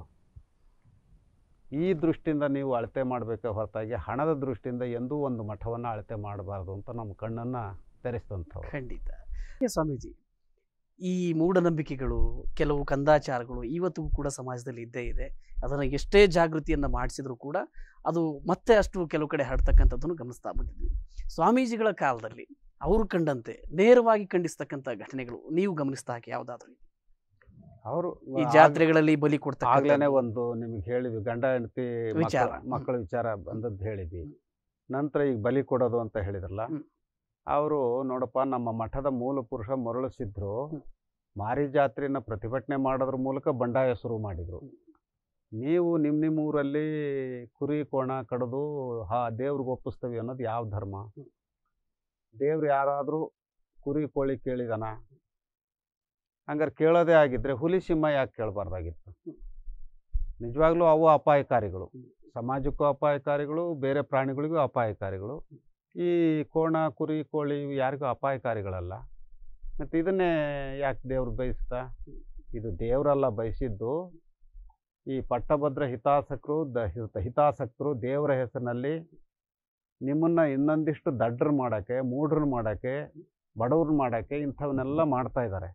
ಆದ್ದರಿಂದ ಈ ರೀತಿಯ ಆಚರಣೆಗಳನ್ನು ನೀವು ಮಾಡಬಾರ್ದು, ಯಾವುದೇ ಹಿಂಸೆ ಸಲ್ಲದು ಅಂತ ಹೇಳಿ ಅನೇಕ ಕಡೆ ಆ ಮಾರಿ ಜಾತ್ರೆಯನ್ನು ನಿಲ್ಲಿಸಿದಂಥ ನಿದರ್ಶನಗಳು ಇದಾವೆ. ಸ್ವಾಮೀಜಿ, ತರಳಬಾಳು ಹುಣ್ಣಿಮೆ ಆಗಿರ್ಬೋದು, ಈ ರೀತಿಯಾದ ಒಂದಷ್ಟು ವಿಶೇಷವಾದಂಥ ಪರಿಕಲ್ಪನೆಗಳನ್ನು ಸ್ವಾಮೀಜಿಯವರು ಪರಿಚಯಿಸಿದರು ಅಂತ ಭಾವಿಸ್ತೇವೆ. ಅದಕ್ಕೆ ಹೇಗೆ ಪ್ರೇರಕವಾಗಿ ಅವರು ಅವ್ರಿಗೆ ತರಳಬಾಳು ಹುಣ್ಣಿಮೆ ಬಗ್ಗೆ ಒಂದು ನಿಜವಾದಂಥ ರೂಪುರೇಷೆಗಳನ್ನು ಹಾಕಿಕೊಟ್ಟಂಥವ್ರು SR ಮಲ್ಲಪ್ಪನವರು ಅಂತ, ಶೀರು ಮಲ್ಲಪ್ಪ ಅಂತ ಶೀರುಮ ಅಂತ ಕರಿತಾ ಇದ್ರು. ಅವರು ಗಾಂಧಿವಾದಿಗಳು, ತಿಪ್ಟೂರಿನವರು. ಅವರು ಅದ್ಭುತವಾದಂಥ ವಿಚಾರವಾದಿಗಳು. ಜೊತೆಗೆ ಗಾಂಧಿ ಜೊತೆಗಿದ್ದಂಥವ್ರು. ಯಾವಾಗಲೂ ಖಾದಿ ಬಟ್ಟೆಯನ್ನೇ ತೊಡ್ತಾ ಇದ್ದಂಥವ್ರು. ಮದುವೆ ಕೂಡ ಆಗಲಿಲ್ಲ ಅವರು. ಇವರು ಮೊದಲು ದಸರಾ ಮಾಡ್ತಾ ಇದ್ರಂತೆ. ನಮ್ಮ ಗುರುಗಳು ಕೂಡ ಎಲ್ಲ ಕಡೆನೂ ಈಗಲೂ ಮಾಡ್ತಾರೆ ನೋಡ್ರಿ ದಸರಾ ಹಬ್ಬ ಅಂತ. ಆವಾಗ ಗುರುಗಳಿಗೆ ಹತ್ರ ಅವ್ರು ಬಂದು, ಬುದ್ಧಿ ನೀವು ಯಾರ ಮೇಲೆ ಯುದ್ಧ ಮಾಡಬೇಕಾಗಿದೆ? ಸ್ವಾಮಿಗಳು ಮಾಡಬೇಕಾಗಿರೋ ಯುದ್ಧ ಅಲ್ಲ, ಸಂಧಾನ. ಆ ಜನರಲ್ಲಿರುವಂಥ ಮೌಢ್ಯಗಳನ್ನು ಕಳೆಯೋದು. ಹಾಗಾಗಿ ನಿಮಗೆ ನಿಮ್ಮದೇ ಒಂದು ಪರಂಪರೆ ಇದೆ. ಮರಳುಸಿದ್ದರು ಈ ಮೌಢ್ಯಗಳನ್ನು ನಿವಾರಣೆ ಮಾಡಲಿಕ್ಕಾಗಿ ದೇಶವನ್ನು ಸುತ್ತಿದಂಥವ್ರು. ಅಷ್ಟೇ ಅಲ್ಲ, ಆ ಮೌಢ್ಯಗಳನ್ನು ನಿವಾರಣೆ ಮಾಡೋ ಹಿನ್ನೆಲೆಯಲ್ಲಿ ಅವರು ಪೀಠ ಸ್ಥಾಪನೆ ಮಾಡಿದ್ದು. ಉಜ್ಜಿನಿಯಲ್ಲಿ ಅವರು ಪೀಠ ಸ್ಥಾಪನೆ ಮಾಡುವಾಗ 9 ಕಡೆ ಕಾಲಿಟ್ಟಿದ್ದಾರೆ. ಅಲ್ಲಿ 9 ಪಾದಗಟ್ಟೆಗಳಿದಾವೆ. ಅದನ್ನು ಸಾಂಕೇತಿಕವಾಗಿ ಇಟ್ಕೊಂಡು ನೀವು ಯಾಕೆ ತರಳಬಾಳು ಹುಣ್ಣಿಮೆ ಅಂತ ಪ್ರಾರಂಭ ಮಾಡಬಾರ್ದು? ಭಾರತ ಹುಣ್ಣಿಮೆಯನ್ನು ಗಮನದಲ್ಲಿ ಇಟ್ಕೊಂಡು ತರಳಬಾಳು ಹುಣ್ಣಿಮೆಯನ್ನು ನೀವು ಮಾಡಿರಿ. ಅಲ್ಲಿ ಸಾಹಿತ್ಯ, ಕಲೆ, ಸಂಗೀತ ಇವುಗಳ ಒಲವು ಜನರಿಗೆ ಮೂಡ್ಸಂಗೆ ಮಾಡಿರಿ.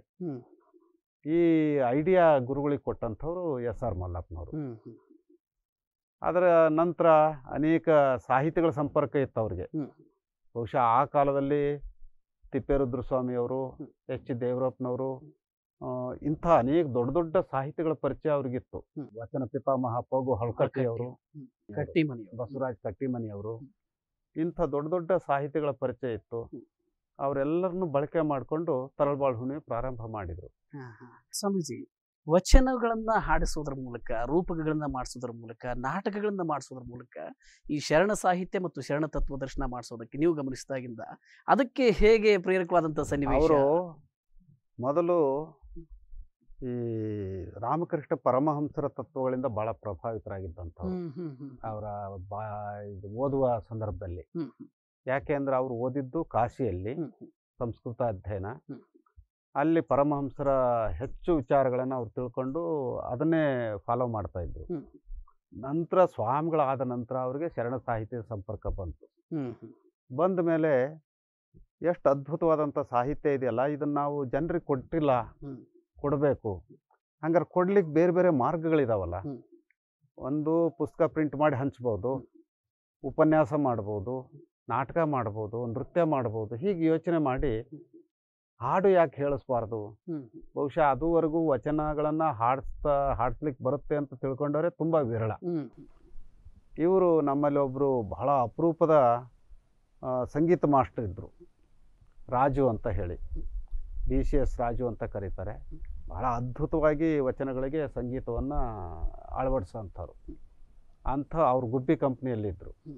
ಅಂಥವ್ರನ್ನ ಬಳಕೆ ಮಾಡಿಕೊಂಡು ಅಕ್ಕನ ಬಳಗ ಅಂತ ಪ್ರಾರಂಭಿಸಿ ಅವ್ರ ಮೂಲಕ ವಚನ ಸಾಹಿತ್ಯ ಹಾಡೋ ಹಾಗೆ ಮಾಡಿದರು. ಅವರು ಯಾವುದೇ ಕಾರ್ಯಕ್ರಮಗಳಿಗೆ ಹೋದರೂ ಕೂಡ ಅಕ್ಕನ ಬಳಗದವ್ರನ್ನ ತಮ್ಮ ಕಾರ್ನಲ್ಲೇ ಕರ್ಕೊಂಡು ಹೋಗ್ತಿದ್ರು ಆರಂಭದಲ್ಲಿ. ಈಗೆಲ್ಲ ಭಾಳ ಜನ ಹೇಳ್ತಾರೆ, ಅಯ್ಯೋ ಹೆಣ್ಮಕ್ಳನ್ನ ಕರ್ಕೊಂಡು ಹೋಗ್ಬೋದಾ ಕಾರ್ನಲ್ಲಿ? ಆದ್ರೆ ಮಕ್ಕಳು ಅನ್ನೋ ಭಾವನೆಯಿಂದ ಗುರುಗಳು ಕರ್ಕೊಂಡು ಹೋಗ್ತಾ ಇದ್ರು. ಆಗಲೂ ಆಪಾದನೆ ಮಾಡಿದವರು ಉಂಟು. ಆದರೆ ಆ ಆಪಾದನೆಗಳಿಗೆ ಅವ್ರು ಬೆಲೆ ಕೊಡ್ತಿರ್ಲಿಲ್ಲ. ನಾವು ತತ್ವಕ್ಕೆ ಬೆಲೆ ಕೊಡೋವಂಥವ್ರು.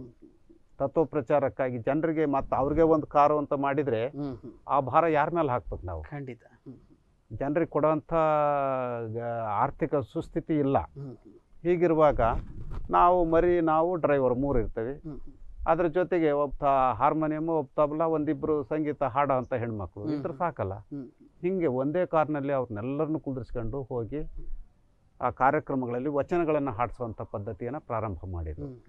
ಯಾವಾಗ ವಚನಗಳನ್ನು ಕೇಳ್ತಾ ಕೇಳ್ತಾ ಜನರಿಗೆ ಒಂದು ರೀತಿ ಎಲ್ಲೋ ದೂರ ನಿಂತರು ಕುಂತರು ಹತ್ರ ಬರೋಕ್ಕೆ ಶುರು ಮಾಡಿದರು. ಅವಾಗಿನ್ನೂ ಈ ರೀತಿ ಸರ್ವಶರಣ ಸಮ್ಮೇಳನ ಮಾಡೋವಂಥ ಪದ್ಧತಿನೇ ಅನೇಕರಿಗೆ ಗೊತ್ತಿರಲಿಲ್ಲ. ಹಂಗೆ ಜನರನ್ನ ಹತ್ರ ಕರೆಸಿ ಆಮೇಲೆ ವಿಚಾರವಾದಿಗಳಿಂದ ತತ್ವಗಳನ್ನು, ಅದು ಬಸವ ತತ್ವನೇ ಹೇಳಬೇಕು ಅವರು. ಆ ಬಸವ ತತ್ವವನ್ನು ಹೇಳಿಸೋ ಮೂಲಕ ಆಮೇಲೆ ಸಾಮೂಹಿಕ ಇಷ್ಟಲಿಂಗ ಪೂಜೆ, ಇಷ್ಟಲಿಂಗ ದೀಕ್ಷೆ ಇವುಗಳ ಮೂಲಕ ಒಂದು ಧಾರ್ಮಿಕ ವಾತಾವರಣವನ್ನು ಸೃಷ್ಟಿ ಮಾಡುವಂಥ ಪ್ರಯತ್ನದಲ್ಲಿ ಅವರು ಸಫಲರಾದರು. ಖಂಡಿತ.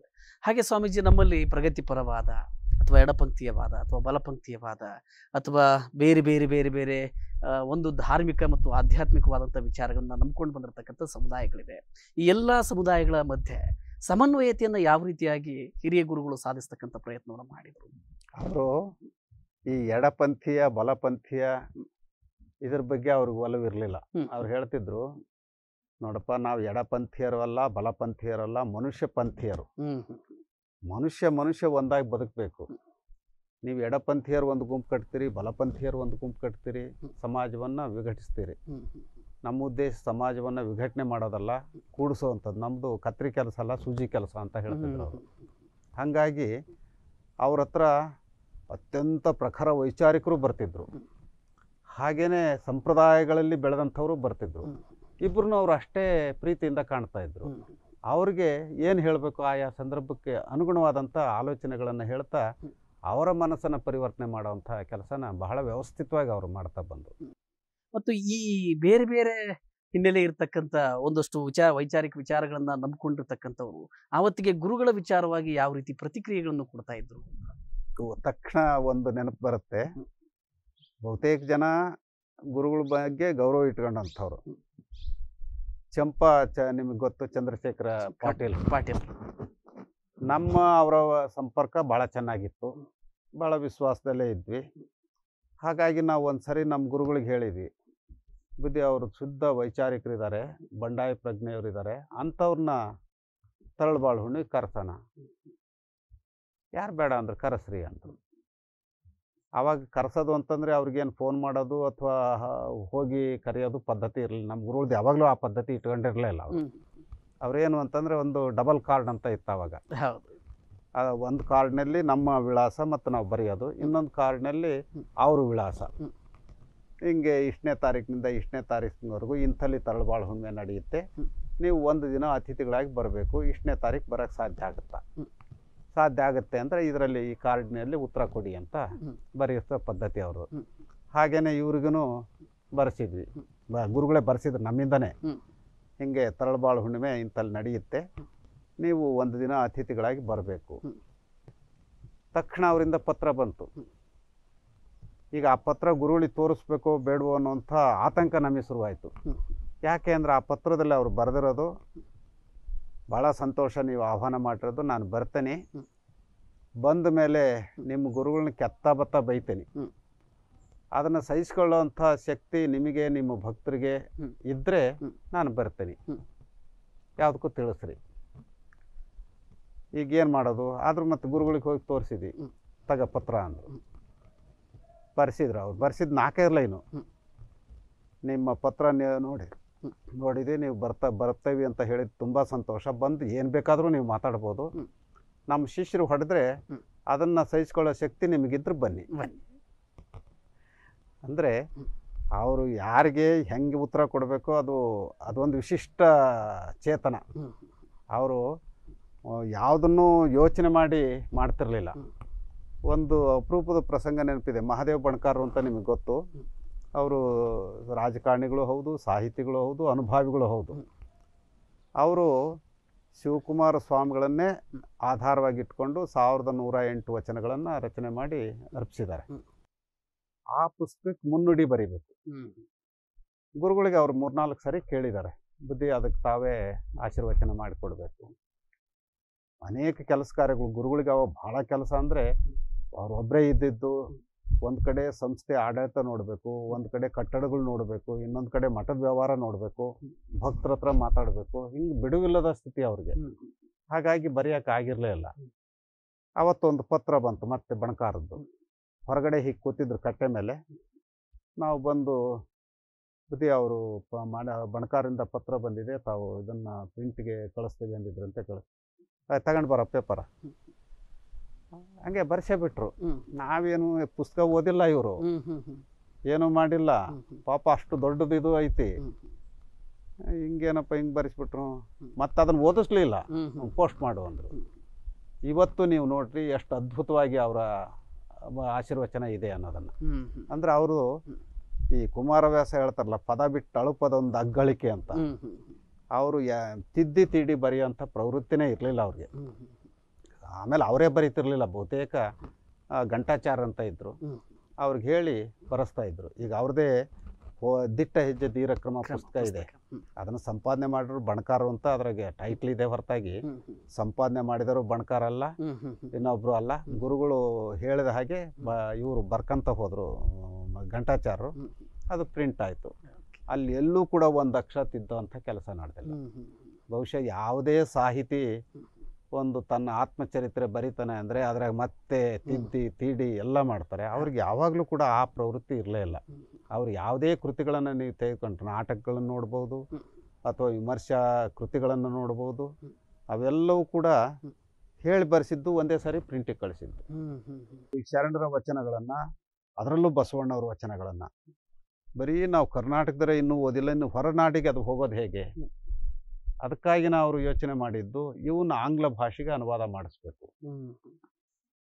ಈ ಧಾರವಾಡ ಯೂನಿವರ್ಸಿಟಿಯಲ್ಲಿ ಮ್ಯಾನೇಜಸ್ ಮತ್ತು ಅಂಗಡಿ ಅಂತ ಇದ್ದರು, ಅವರ ಮೂಲಕ ಬಸವಣ್ಣವರು ಎಲ್ಲ ವಚನಗಳನ್ನು ಆಂಗ್ಲ ಭಾಷೆಗೆ ಅನುವಾದ ಮಾಡಿಸಿದ್ರು. ಅವ್ರಿಗೆ ಗೌರವಧನ ಕೊಟ್ಟರು. ಆ ಕಾಲದಲ್ಲಿ ತುಂಬ ಕಷ್ಟದ್ದು ಗೌರವಧನ ಕೊಡೋದು ಅಂದ್ರೆ ಈ ಮಠನೇ ಬಡವ್ರ ಮಠ. ಆವಾಗ ಸಿರಿಗೆರೆ ಮಠನ ದುಗ್ಗಾಣಿ ಮಠ ಅಂತ ಕರಿತಾ ಇದ್ರು. ಆದರೆ ಅವ್ರು ಎಂದೂ ನಮ್ಮ ದುಗ್ಗಾಣಿ ಮಠ ಅಂದ್ಕೊಳ್ಳಿಲ್ಲ, ಇದು ದುಡಿಯೋ ಮಠ ಅಂತ ಅವ್ರು ಭಾವಿಸ್ಕೊಂಡಿದ್ರು. ಆವಾಗ ಎಲ್ಲ ವಚನಗಳನ್ನು ಆಂಗ್ಲ ಭಾಷೆಗೆ ಅನುವಾದ ಮಾಡಿಸಿ ಪ್ರಿಂಟ್ ಮಾಡಿಸಿ ಪ್ರಚಾರ ಮಾಡಿದ್ರು. ಆಮೇಲೆ ಇದು ಮೈಸೂರು ವಿಶ್ವವಿದ್ಯಾಲಯಕ್ಕೆ ಈ ಹಿಂದಿಯಲ್ಲಿ ವಚನಗಳನ್ನು ಅನುವಾದ ಮಾಡಬೇಕು ಅಂತ ಹೇಳಿ ಅಲ್ಲಿಗೆ 1 ಲಕ್ಷ ರೂಪಾಯಿ ಆ ಕಾಲದಲ್ಲಿ ಅವರು ಡೆಪಾಸಿಟ್ ಆಗಿಟ್ಟಿದ್ರು. ನಂತರ ಬಾಡಾಲ್ ರಾಮಯ್ಯ ಅಂತ ಹೇಳಿ ತೆಲುಗು ಕವಿ ಒಬ್ಬರು ಅಲ್ಲೇ ಇದ್ದರು, ಅವ್ರ ಮೂಲಕ ಎಲ್ಲ ವಚನಗಳನ್ನು ತೆಲುಗು ಭಾಷೆಗೆ ಅನುವಾದ ಮಾಡಿಸಿದರು. ಇವತ್ತು ಭಾಳ ವಿದ್ವಾಂಸರು ಅನ್ನೋವಂಥವ್ರು ಮಾಡೋಕ್ಕಾಗದೇ ಇರೋವಂಥ ಕೆಲಸವನ್ನು ಅವರೇನು ಭಾರಿ ವಿದ್ವಾಂಸರಲ್ಲ, ಜನರ ಬಳಕೆ ಮೂಲಕ, ಆಸಕ್ತಿಯ ಮೂಲಕ, ಅವರ ಆಂತರಿಕ ಶೋಧನೆಯ ಮೂಲಕ ಆ ಕೆಲಸವನ್ನು ಮಾಡ್ತಾ ಬಂದರು. ನಡೆದಾಡುವ ದೇವರಾಗಿ, ಭಕ್ತರ ಮನದಾಳದ ಅಭಿಲಾಷೆಯ ಧ್ವನಿಯಾಗಿ, ಇಡೀ ಸಮುದಾಯದ ಏಳಿಗೆಗೆ ಸದಾ ತುಡಿಯುತ್ತಿದ್ದ ಹಿರಿಯ ಶ್ರೀಗಳು ಲೌಕಿಕವಾಗಿ ಎಂದೂ ನಮ್ಮೊಡನೆ ಇಲ್ಲದಿದ್ರು. ಅವರು ಮಾಡಿರೋ ಸಾಧನೆಗಳು, ಅವರು ಕಟ್ಟಿರೋ ಶರಣ ತತ್ವದ ಬೇರುಗಳು, ಪ್ರಗತಿಪರ ಮತ್ತು ವೈಚಾರಿಕ ಜ್ಞಾನ ಗೋಪುರಗಳು ಎಂದಿಗೂ ಅವರನ್ನ ಜೀವಂತವಾಗಿ ಇಟ್ಟಿರುತ್ತೆ. ಭಕ್ತರನ್ನ ಕೈಬೀಸಿ ಕರೆಯೋ ಅವರ ಆ ಧ್ವನಿ ಎಂದಿಗೂ ಭಕ್ತರ ಮನದಾಳದಲ್ಲಿ ಚಿರಸ್ಥಾಯಿಯಾಗಿ ಉಳಿದಿದೆ. ಅಂತಹ ಶ್ರೀಗಳು ಇಹಲೋಕವನ್ನ ತ್ಯಜಿಸಿ 30 ವರ್ಷಗಳು ಕಳೆದಿವೆ ಅನ್ನೋದನ್ನ ನಿಜಕ್ಕೂ ನಂಬೋದಕ್ಕೆ ಸಾಧ್ಯವಾಗ್ತಿಲ್ಲ. ಅವರೊಂದಿಗಿನ ಅಪರೂಪದ ಒಡನಾಟ ಮತ್ತು ಅವರ ಮಾರ್ಗದರ್ಶನದ ನೆನಪುಗಳು ಪೂಜ್ಯ ಶ್ರೀ ಪಂಡಿತಾರಾಧ್ಯ ಶಿವಾಚಾರ್ಯ ಸ್ವಾಮಿಗಳವರನ್ನ ಮಂತ್ರಮುಗ್ಧರನ್ನಾಗಿಸಿಬಿಟ್ಟಿದೆ.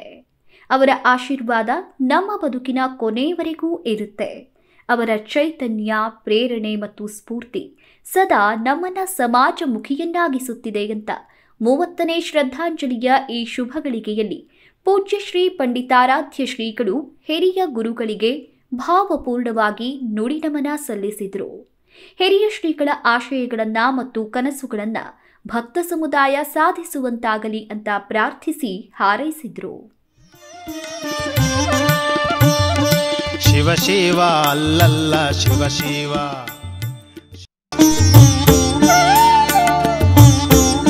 ನಡೆದಾಡುವ ದೇವರಾಗಿ, ಭಕ್ತರ ಮನದಾಳದ ಅಭಿಲಾಷೆಯ ಧ್ವನಿಯಾಗಿ, ಇಡೀ ಸಮುದಾಯದ ಏಳಿಗೆಗೆ ಸದಾ ತುಡಿಯುತ್ತಿದ್ದ ಹಿರಿಯ ಶ್ರೀಗಳು ಲೌಕಿಕವಾಗಿ ಎಂದೂ ನಮ್ಮೊಡನೆ ಇಲ್ಲದಿದ್ರು.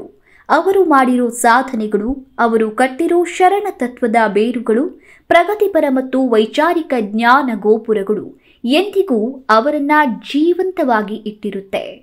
ಭಕ್ತರನ್ನ ಕೈಬೀಸಿ ಕರೆಯೋ ಅವರ ಆ ಧ್ವನಿ ಎಂದಿಗೂ ಭಕ್ತರ ಮನದಾಳದಲ್ಲಿ ಚಿರಸ್ಥಾಯಿಯಾಗಿ ಉಳಿದಿದೆ.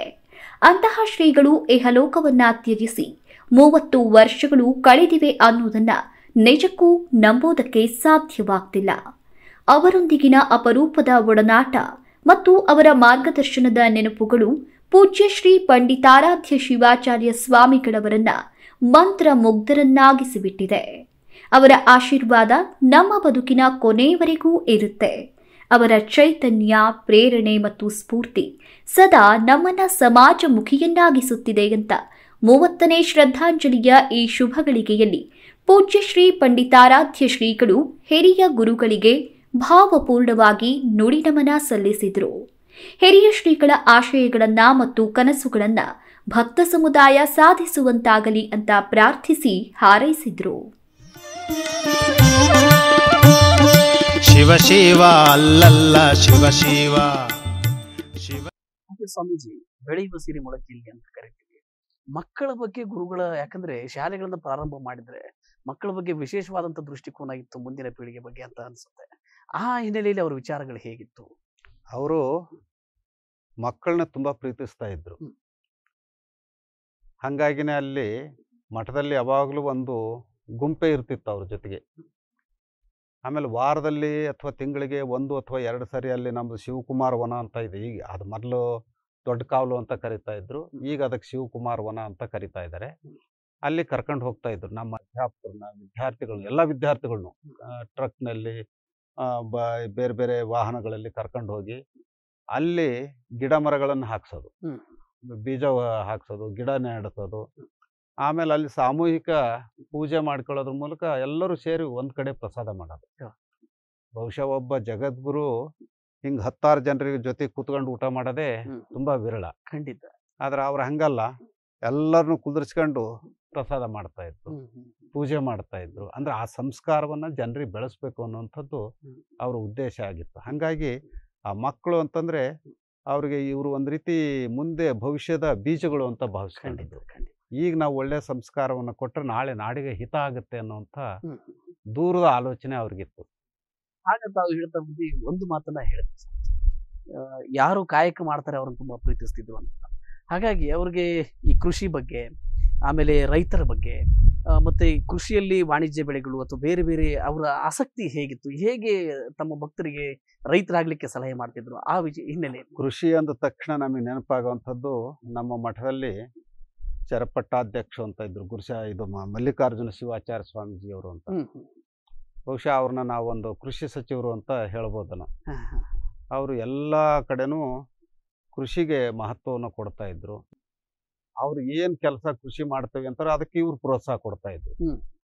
ಗುರುಗಳಿಗೆ ಅವ್ರು ಹೇಳ್ತಾ ಇದ್ರು, ನೋಡಿ ಎಲ್ಲ ಬರೀ ಜೋಳ ರಾಗಿ ಬೆಳೆದ್ರೆ ನಾವು ಉದ್ಧಾರ ಆಗೋದು ಹೆಂಗೆ, ಒಂದಿಷ್ಟು ತೆಂಗು ಹಾಕೋಣ, ಒಂದಿಷ್ಟು ಅಡಿಕೆ ಹಾಕೋಣ, ಒಂದಿಷ್ಟು ಬಾಳೆ ಹಾಕೋಣ, ನಾವು ಮಾರ್ಗದರ್ಶನ ಮಾಡಿದ್ರೆ ಬೇರೆಯವರು ಅದನ್ನ ಫಾಲೋ ಮಾಡ್ತಾರೆ ಅಂತ ಹೇಳಿ ಗುರುಗಳು ಕೇಳಿದಾಗ, ಮಲ್ಲಿಕಾರ್ಜುನಗಳು ಇವ್ರು ಕೇಳಿದಾಗ ಇವ್ರು ಎಂದೂ ಅದಕ್ಕೆ ಬೇಡ ಅನ್ನಲಿಲ್ಲ. ಅದೇನೇನು ಮಾಡ್ತೀರಿ ಮಾಡ್ರಿ, ಒಟ್ಟು ಮಠದ ಆದಾಯನೂ ಹೆಚ್ಚಾಗಬೇಕು, ಖರ್ಚು ಮೈ ಮೇಲೆ ಬರಬಾರ್ದು, ಅದರಂತೆ ಮಾಡ್ರಿ ಅಂತ. ಆಮೇಲೆ ಬೇರೆ ಬೇರೆ ಶಿಷ್ಯರಿಗೆ ಹೇಳೋವಂಥದ್ದು, ನೋಡೋ ಅಲ್ಲಿ ಮಲ್ಲಿಕಾರ್ಜುನ ಗುರುಗಳು ಎಷ್ಟು ಚೆನ್ನಾಗಿ ಮಾಡಿದ್ದಾರೆ, ನಿಮಗೇನಾಗೈತೋ ನೋಡು, ಅವ್ರು ಒಬ್ಬರು ಸ್ವಾಮಿಗಳಾಗಿ ಬಾಳೆ ಬೆಳೆದಾರಪ್ಪ, ಅಡಿಕೆ ಬೆಳೆದಿದ್ದಾರೆ, ತೆಂಗು ಬೆಳೆದಿದ್ದಾರೆ, ಜೋಳ ಬೆಳೆದಿದ್ದಾರೆ, ಮಾವು ಬೆಳೆದಿದ್ದಾರೆ, ಮತ್ತು ನೀವು ರೈತರಾಗಿದ್ನೇನು ಮಾಡಲಿಲ್ವಲ್ಲ, ಬೇಕಾದ್ರೆ ನಿಮಗೆ ಮಾರ್ಗದರ್ಶನ ಬೇಕು ಅಂದ್ರೆ ಸ್ವಾಮಿಗಳನ್ನ ಕರ್ಕೊಂಡು ಹೋಗಿ ನಿಮ್ಮೂರಿಗೆ, ಅವ್ರ ಮಾರ್ಗದರ್ಶನ ಪಡೆದು ನೀವು ಮಾಡ್ರಿ. ಹಾಗೆ ಭಾಳ ಹತ್ರ ಮಲ್ಲಿಕಾರ್ಜುನಗಳು ಹೋಗಿ ಶಿಷ್ಯರಿಗೆ ಮಾರ್ಗದರ್ಶನ ಮಾಡಿದ್ರು. ಅದಕ್ಕೆ ಇವರು ನೀಡಿದಂಥವ್ರು. ಖಂಡಿತ ಸ್ವಾಮೀಜಿ. ಹಾಗೆ ಯುವ ಪೀಳಿಗೆಯ ಬಗ್ಗೆ ಗುರುಗಳ ದೃಷ್ಟಿಕೋನ ಹೇಗಿತ್ತು? ಈ ಉನ್ನತ ಶಿಕ್ಷಣ ಮಾಡಿ ಇಲ್ಲೇನೋ ಫಾರಿನ್ ಕಂಟ್ರೀಸ್ಗೆ ಹೋಗಿ ಅಭ್ಯಾಸ ಮಾಡಿ ಇನ್ನೇನೋ ತಂತ್ರಜ್ಞಾನದಲ್ಲಿ ಮುಂದೆ ಬರಬೇಕು ಅನ್ನುವಂಥದ್ದು ಅವರು ಮಠದಲ್ಲಿ ಬಂದು ಕೇಳಿದ್ದು ಮಾಡಿದ್ದು, ಅಂತಹ ನೆನಪುಗಳು, ನಿದರ್ಶನಗಳೇನಾದ್ರು? ಅವ್ರ ಕಾಲದಲ್ಲಿ ಬಹಳ ಜನ ವಿದೇಶದಲ್ಲಿದ್ದಂಥವ್ರು. ಯಾಕೆಂದ್ರೆ ಅವರು ಸ್ವಲ್ಪ ಬುದ್ಧಿವಂತದಾನೆ ಅಂದ ತಕ್ಷಣನೇ ಅವನಿಗೆ ಹೇಳ್ತಿದ್ರು, ಎಲೇ ನೀನು ಅಮೇರಿಕಕ್ಕೆ ಹೋಗ್ಬೇಕಣೋ, ಅಲ್ಲಿ ಹೆಚ್ಚಿನ ಅಧ್ಯಯನ ಮಾಡಬೇಕು, ನಮ್ಮ ಪ್ರತಿಭೆ ಇಲ್ಲಿ ನಿಮ್ಮ ಪ್ರತಿಭೆ ಗುರುತಿಸೋರು ಇಲ್ಲ, ನೀನು ಅಲ್ಲಿ ಹೋಗು, ಆಮೇಲೆ ಅವ್ರ ಪ್ರತಿಭೆ ಇಲ್ಲೇನೂ ಗುರುತಿಸ್ತಾರೆ ಅಲ್ಲೇನೂ ಗುರುತಿಸ್ತಾರೆ ಅಂತ ಹೇಳಿ ಅವ್ರ ಕಾಲದಲ್ಲಿ ಸುಮಾರು ಜನ ಬೇರೆ ಬೇರೆ ದೇಶಗಳಿಗೆ ಹೋಗ್ಲಿಕ್ಕೆ ಸ್ಫೂರ್ತಿಯನ್ನು ತುಂಬಿದ್ರು. ಅಷ್ಟೇ ಅಲ್ಲ, ಸ್ವಲ್ಪ ಆರ್ಥಿಕ ನೆರವನ್ನು ಕೂಡ ನೀಡಿದ್ರು. ಮಠನೇ ಬಡತನ ಇದ್ರು ಕೂಡ, ಉದಾಹರಣೆಗೆ ಹಿರೇಮಲ್ಲೂರು ಈಶ್ವರನ್ ಅಂತ ಹೇಳಿ ಅವರು ಸಮಾಜ ವಿಜ್ಞಾನಿಗಳು, ಕರ್ನಾಟಕ ಯೂನಿವರ್ಸಿಟಿಯಲ್ಲಿ ಇದ್ದಂಥವ್ರು, ಹೊರದೇಶಕ್ಕೆ ಹೋಗ್ಬೇಕು ಅಂತ ಅವ್ರಿಗೆ ಬಂತು. ಅವರೊಂದಿಷ್ಟು ಒಳ್ಳೆಯ ಉಪನ್ಯಾಸಕರು, ಅನೇಕ ಮಠಗಳವರು ಅವ್ರನ್ನ ಬಳಸ್ಕೊಂಡಿದ್ರಂತೆ ಉಪನ್ಯಾಸಕ್ಕೆ. ಹೊರದೇಶಕ್ಕೆ ಹೋಗೋವಂಥ ಅವಕಾಶ ಸಿಗುತ್ತೆ ಅವ್ರಿಗೆ, ಆದರೆ ಆರ್ಥಿಕ ಸ್ಥಿತಿ ಸರಿ ಇಲ್ಲ. ಅವಾಗ ಯಾರೋ ಹೇಳಿದರು, ನೀವು ಇಷ್ಟೊಂದು ಮಠಗಳು ಸಂಪರ್ಕ ಇಟ್ಕೊಂಡಿದ್ರಿ, ಒಂದೊಂದು ಮಠದವ್ರು ಒಂದೊಂದು 5,000 ಕೊಟ್ಟರು ಸುಲಭವಾಗಿ ನೀವು ವಿದೇಶಕ್ಕೆ ಹೋಗ್ಬೋದು, ಎಲ್ಲ ಮಠಗಳಿಗೆ ಹೋಗ್ರಿ ಅಂತ. ಬಹುತೇಕ ಮಠಗಳಿಗೆ ಹೋದ್ರಂತೆ. ಅವರೇ ಬರೀತಾರೆ ಅವರ ಕೃತಿಯಲ್ಲಿ. ಒಬ್ಬರು 1-2 ತೆಂಗಿನಕಾಯಿ ಕೊಟ್ಟರು, ಒಬ್ಬರು 1-5 ಕೊಳಕ್ ಬಾಳೆಹಣ್ಣು ಕೊಟ್ಟರು, ಇನ್ನೊಬ್ಬರು ಎಲೆ ಅಡಿಕೆ ಕೊಟ್ಟರು. ಹಿಂಗೆ ಕೊನೆಗೆ ಯಾರೋ ಹೇಳಿದ್ರಂತೆ, ನೀವು ಆಯಿತು ಮತ್ತು ನಿರಾಶರಾಗೋದು ಬೇಡ, ಸಿರಿಗೇರಿಗೆ ಹೋಗ್ರಿ, ಅಲ್ಲೊಬ್ಬರು ಸ್ವಾಮಿಗಳಿದ್ದಾರೆ. ಗೊತ್ತಿದ್ದ ಸ್ವಾಮಿಗಳದೇ ಕತೆ ಇಷ್ಟ ಆದಾಗ ಅವ್ರು ಗೊತ್ತಿಲ್ಲ ಸ್ವಾಮಿಗಳು, ಅಲ್ಲಿ ಹೋಗಿ ಏನು ಮಾಡೋದು? ಇಲ್ಲ, ನೀವು ಹೋಗ್ರಿ ನೋಡೋಣ. ಆಯಿತು ನೋಡೋಣ, ಇದು ಒಂದು ಪರೀಕ್ಷೆ ಮಾಡೋಣ ಅಂತ ಅವ್ರು ಬರ್ತಾರೆ. ಸಿರಿಗೇರಿಗೆ ಬಂದ ತಕ್ಷಣ ಗುರುಗಳು ಅವ್ರದ್ದೆಲ್ಲ ವಿಚಾರ ಕೇಳ್ಕೊಂಡು, ಎಷ್ಟು ದುಡ್ಡು ಬೇಕಪ್ಪ ನಿನಗೆ ಅಂತ ಕೇಳಿದ್ರಂತೆ. ಅಲ್ಲಿ ಅವರು ಎಷ್ಟು ಕೊಟ್ವಿ ಅಂತ ಬರೋದಿಲ್ಲ, ಅವರು ಎಷ್ಟು ಇಸ್ಕೊಂಡ್ವಿ ಅಂತ ಬರೋದಿಲ್ಲ. ನನಗೆ ಆರ್ಥಿಕ ನೆರವನ್ನು ನೀಡಿ ವಿದೇಶಕ್ಕೆ ಹೋಗ್ಲಿಕ್ಕೆ ಸಹಾಯ ಮಾಡಿದರು. ಆಮೇಲೆ ಮುಂದೆ ಇಲ್ಲಿ ಹೆಣ್ಣು ಕೊಡೋಕೆ ಯಾರೂ ತಯಾರಾಗಲಿಲ್ಲ ಅವ್ರಿಗೆ. ನೀನು ಮತ್ತೆ ಈ ದೇಶಕ್ಕೆ ಬಂದ್ರೆ ಮಾತ್ರ ನಾವು ಹೆಣ್ಣು ಕೊಡ್ತೀವಿ, ಆ ದೇಶದಾಗಿದ್ದರೆ ನಾವ್ಯಾಕೆ ಹೆಣ್ಣು ಕೊಡೋಣ? ಅನಿವಾರ್ಯವಾಗಿ ಅವರು ಆ ದೇಶದ ಹೆಣ್ಣನ್ನೇ ಮದುವೆ ಆಗೋವಂಥ ಸ್ಥಿತಿ ಬಂತು. ಮದುವೆ ಮಾಡೋದೆಲ್ಲಿ? ಇಲ್ಲಿ ಯಾರೂ ಮದುವೆ ಮಾಡೋಕ್ಕೆ ತಯಾರಿಲ್ಲ. ಕೊನೆಗೆ ಸಿರಿಗೇರಿಗೆ ಕರ್ಕೊಂಡು ಬಂದು ಗುರುಗಳು ಆಕೆ ನಮ್ಮ ಮಗಳು ಅಂತ ಹೇಳಿ ಮಠದಲ್ಲಿ ಅವರಿಬ್ಬರು ಮದುವೆ ಮಾಡಿದರು. ಹೀಗೆ ಅನೇಕ ಜನರನ್ನ ವಿದೇಶಕ್ಕೆ ಕಳಿಸ್ಲಿಕ್ಕೆ ಅಲ್ಪ ಮಟ್ಟಿನ ಆರ್ಥಿಕ ನೆರವನ್ನು ನೀಡಿದರು. ಇಲ್ಲೂ ಕೂಡ ಯುವಕರು ಭಾಳ ಚೆನ್ನಾಗಿ ಓದ್ತಾರೆ ಅಂತಂದರೆ, ಅಂಥವ್ರಿಗೂ ಓದಲಿಕ್ಕೆ ವಿಶ್ವವಿದ್ಯಾಲಯದಲ್ಲಿ ಓದ್ತಾರೆ ಅಂದರೆ ಅಥವಾ ಯಾವುದೋ ಕಾಲೇಜಿನಲ್ಲಿ ಓದ್ತಾರೆ ಅಂದರೆ ಅವ್ರಿಗೆ ಆರ್ಥಿಕ ನೆರವನ್ನು ನೀಡಿ ಪ್ರೋತ್ಸಾಹ ಮಾಡಿದ್ದು ನಮ್ಮ ಗಮನಕ್ಕೆ ಸಾಕಷ್ಟು ಬಂದಿದೆ. ಹಾಗೆ ಬುದ್ಧಿ, ಈ ಕುಡಿತ ಆಗಿರ್ಬೋದು, ದುಶ್ಚಟಗಳಾಗಿರ್ಬೋದು, ನೇರವಾಗಿ ನೋಡಿದ್ದನ್ನು, ನೇರವಾಗಿ ಖಂಡಿಸಿದ್ದನ್ನು ನೀವು ಹೇಗೆ ಗಮನಿಸಿದ್ದೀರಿ? ಅವರು ಕುಡಿತದ ಬಗ್ಗೆ ಅವ್ರದ್ದೇ ಆದಂಥ ಒಂದು ನಿಲುವಿತ್ತು. ಉದಾಹರಣೆಗೆ ರಾಜು ಮೇಷ್ಟ್ರು ಅಂತ ಹೇಳಿದ್ವಲ್ಲ, ಸಂಗೀತ ಮಹಾ ಕುಡುಕ. ಅವನಿಗೆ ಕುಡ್ದಾಗ ಹಾರ್ಮೋನಿಯಂ ನುಡಿಸ್ದಂಗೆ ಅಥವಾ ಇದನ್ನ ರಾಗ ಹಾಕಿದಂಗೆ ಬೇರೆ ಸಂದರ್ಭದಲ್ಲಿ ಬರ್ತಿರ್ಲಿಲ್ಲ. ಆ ರೀತಿ ಅಡಿಕ್ಷನ್ ಆಗ್ಬಿಟ್ಟಿತ್ತು. ಆವಾಗ ಗುರುಗಳು, ನೋಡೋ ಅವನಿಗೆ ಇಷ್ಟೇ ಕುಡಿಸ್ರಿ, ಅಷ್ಟೇ ಕುಡಿಸಿ ನಮ್ಮ ಕೆಲಸ ಆಗ್ಬೇಕಪ್ಪ ಅಂತ ಹೇಳೋರು. ನಾವು ಒಂದ್ಸರಿ ಅವ್ರಿಗೆ ಗುರುಗಳಿಗೆ ಕೇಳಿದ್ವಿ, ಅಲ್ಲ ಬುದ್ಧಿ, ಇದು ತಪ್ಪು ಅಂತ ಗೊತ್ತಿದ್ದು ನೀವು ಇದನ್ನ ಮಾಡೋದು ಸರಿನಾ? ನಮಗೂ ಗೊತ್ತಿದೆ ರೀ ಮಾಡೋದು ಸರಿ ಅಲ್ಲ ಅಂತ, ಆದ್ರೆ ಈಗ ಅವ್ನು ಬಿಟ್ಟರೆ ಇನ್ನೊಬ್ಬ ಸಂಗೀತಗಾರ ನಮ್ಗೆ ಅಂತಾನು ಸಿಗಲ್ಲ, ಅದಕ್ಕೆ ಅವ್ನು ನಮ್ಮ ಕಂಟ್ರೋಲಲ್ಲಿ ಇಟ್ಕೊಳಕ್ಕಾಗಿನೇ ಈ ತರ ಮಾಡ್ತಾ ಇದೀವಿ ಅಂತ. ಆಮೇಲೆ ಬೇರೆಯವ್ರು ಯಾರಾದ್ರೂ ಒಬ್ಬ ಕುಡುಕ ಬಂದ ಅಂತಂದ್ರೆ ಕೋಲ್ ತಗೊಂಡು ಬರೆಸ್ತಾ ಇದ್ವಿ. ಏಯ್, ನಿನ್ನ ಹೆಂಡತಿ ಗತಿ ಏನಾಗುತ್ತೆ, ನಿಮ್ಮ ಅಪ್ಪ ಅಮ್ಮ ಏನು ತೊಂದರೆ ಅನುಭವಿಸ್ತಾರೆ, ನಾಳೆ ನಿನ್ನ ಮಕ್ಕಳ ಗತಿ ಏನು, ನಮಸ್ಕಾರ ಮಾಡು, ಇನ್ನು ಮುಂದೆ ಕುಡಿಯಲ್ಲ ಅಂತಂದು. ಆ ರೀತಿನೂ ಕೂಡ ಅವರು ಆ ದುಶ್ಚಟಗಳನ್ನು ಬಿಡಿಸುವಂತ ಪ್ರಯತ್ನ ಮಾಡಿದ್ರು. ಹಾಗೆ ಸ್ವಾಮೀಜಿ, ವಿಶೇಷವಾಗಿ ರಾಜಕೀಯ ಜಗತ್ತಿನಲ್ಲಿ ಅಥವಾ ರಾಜಕೀಯ ರಂಗದಲ್ಲಿ ಇವರು ನಾಯಕರಾಗಬಲ್ಲರು, ಇವ್ರನ್ನ ನಾವು ಪ್ರೋತ್ಸಾಹಿಸಬೇಕು ಅಥವಾ ಇವ್ರನ್ನ ನಾವು ಸಪೋರ್ಟ್ ಮಾಡಬೇಕು, ಮುಂದೆ ಇವರು ಸಮಾಜಕ್ಕೆ ಕೊಡುಗೆ ಆಗಬಲ್ಲರು ಅನ್ನುವಂಥದ್ದನ್ನು ಹೇಗೆ ಗುರುತಿಸಿ ಅವ್ರನ್ನ ನಾಯಕರನ್ನಾಗಿ ಪ್ರತಿಷ್ಠಾಪಿಸ್ತಕ್ಕಂಥ ಪ್ರಯತ್ನ? ಅವರು ರಾಜಕೀಯ ಅಂದ ತಕ್ಷಣ ಬರೀ ಲಿಂಗಾಯತರೇ ಮುಂದೆ ಬರಬೇಕು, ನಮ್ಮ ಮಠದ ಶಿಷ್ಯರೇ ಮುಂದೆ ಬರಬೇಕು ಅನ್ನೋದು ಅವ್ರ ಮನಸ್ಸಿನಲ್ಲಿ ಇರಲಿಲ್ಲ. ನಮಗೆ ಸ್ಪಷ್ಟ ಒಂದು ಉದಾಹರಣೆ ಹೇಳೋದಾದ್ರೆ, ದೇವರಾಜ ಅರಸು ಮತ್ತು ನಮ್ಮ ಎಚ್ ಸಿದ್ದವೀರಪ್ಪನವರು, ಅವರಿಬ್ಬರಿಗೂ ಮುಖ್ಯಮಂತ್ರಿಗಳಾಗ್ಲಿಕ್ಕೆ ಕಾಂಪಿಟೇಷನ್ ಬಿತ್ತು. ಸಿರಿಗೆರೆ ಮಠದವ್ರು ಇನ್ನೇನು ಸಿದ್ದವೀರಪ್ಪನವ್ರಿಗೆ ಅವರು ಮಠದ ಶಿಷ್ಯರು, ಅವ್ರಿಗೆ ಮಾಡ್ತಾರೆ ಅಂತ ಎಲ್ಲರ ಭಾವನೆನೇ ಇತ್ತು. ದೇವರಾಜ ಅರಸು ಇವ್ರ ಹತ್ರ ಅಷ್ಟೇ ವಿಶ್ವಾಸದಿಂದ ಇದ್ರು. ಒಂದು ರಾತ್ರಿ ದೇವರಾಜ ಅರಸು ಸಿರಿಗೆರೆಗೆ ಬಂದ್ರು. ಅವ್ರದ್ದು ಏನೇನೋ ಹೇಳ್ಕೊಂಡ್ರು, ಏನು ಮಾತಾಡಿದ್ರು ಗೊತ್ತಿಲ್ಲ. ಮರುದಿವಸ ನಿಜಲಿಂಗಪ್ಪನವ್ರನ್ನು ಕರೆಸಿದ್ರು, ಅಲ್ಲ ಇವ್ರನ್ನ ಸಿದ್ದವೀರಪ್ಪನವ್ರನ್ನ ಕರೆಸಿದ್ರು. ನೋಡ ಸಿದ್ದವೀರಪ್ಪ, ನೀವಿಬ್ರು ಜಗಳ ಮಾಡಬಾರ್ದು, ನಾವು ಹೇಳ್ದಂಗೆ ನೀವಿಬ್ರು ಒಪ್ಕೋಬೇಕು. ಆಯ್ತು ಬುದ್ಧಿ, ಈಗ ಇವ್ರು ಮುಖ್ಯಮಂತ್ರಿ ಆಗಲಿ, ನಿನಗೆ ಯಾವ ಖಾತೆ ಬೇಕೋ ನೀನು ಆಯ್ಕೆ ಮಾಡ್ಕೊ, ಇಬ್ರು ಸೇರ್ಕೊಂಡು ಕರ್ನಾಟಕಕ್ಕೆ ಒಳ್ಳೆ ಆಡಳಿತ ಕೊಡ್ರಿ. ಬಹುಶಃ ಈ ರೀತಿ ಹೇಳೋ ಅಂಥವ್ರು ಯಾರಿಲ್ಲ. ನಮ್ಮ ಶಿಷ್ಯನೇ ಆಗಬೇಕು ಅಂತ ಹಠ ಹಿಡಿತಿದ್ರೆ ಹೊರತಾಗಿ ಅವರು ಹಂಗೆ ಹಠ ಹಿಡಿದವರಲ್ಲ. ಅವರು ಎಲ್ಲ ವರ್ಗದ ಜನರು ಮುಂದೆ ಬರಬೇಕು, ನಮಗೆ ಸಮಾಜದ ಕೆಲಸ ಆಗಬೇಕೆ ಹೊರತಾಗಿ ನಮ್ಮ ಸ್ವಾರ್ಥ ಆಗಬೇಕು ಅನ್ನೋಂಥದ್ದು ಅವ್ರ ಮನಸ್ಸಿನಲ್ಲಿ ಇರಲಿಲ್ಲ. ತಪ್ಪತ್ತೋರಿ ಎನ್ನ ತಪ್ಪತ್ತೋರಿ ಬದುಕನು ಒಪ್ಪಗೊಳಿಸುವ, ತಪ್ಪತ್ತೋರಿ ಎನ್ನ ತಪ್ಪತ್ತೋರಿ ಬದುಕನು ಒಪ್ಪಗೊಳಿಸುವ, ಮಹಾಂತರ ಸಂಘದಲ್ಲಿರಿಸಿ ನಿನ್ನಿರವ ನೀ ತೋರಯ್ಯ, ಮಹಾಂತರ ಸಂಘದಲ್ಲಿರಿಸಿ ನಿನ್ನಿರವಾನಿ ತೋರಯ್ಯ ತಪ್ಪ ತೋರದೆ ನಿಂದಿಸಿದರೇನಯ್ಯ ಇಂತಪ್ಪ ನಿಂದಕರ ನಿಂದನೆಯಿಂದ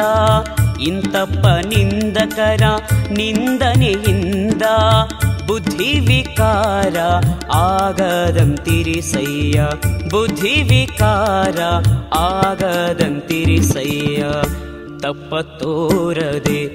ತಪ್ಪ ತೋರದೆ ನಿಂದಿಸಿದರೇನಯ್ಯ ಇಂತಪ್ಪ ನಿಂದಕರ ನಿಂದನೆಯಿಂದ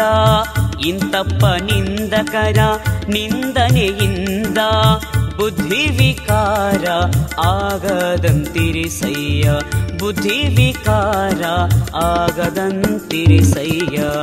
ತಪ್ಪ ತೋರದೆ ನಿಂದಿಸಿದರೇನಯ್ಯ ತಪ್ಪ ತೋರದೆ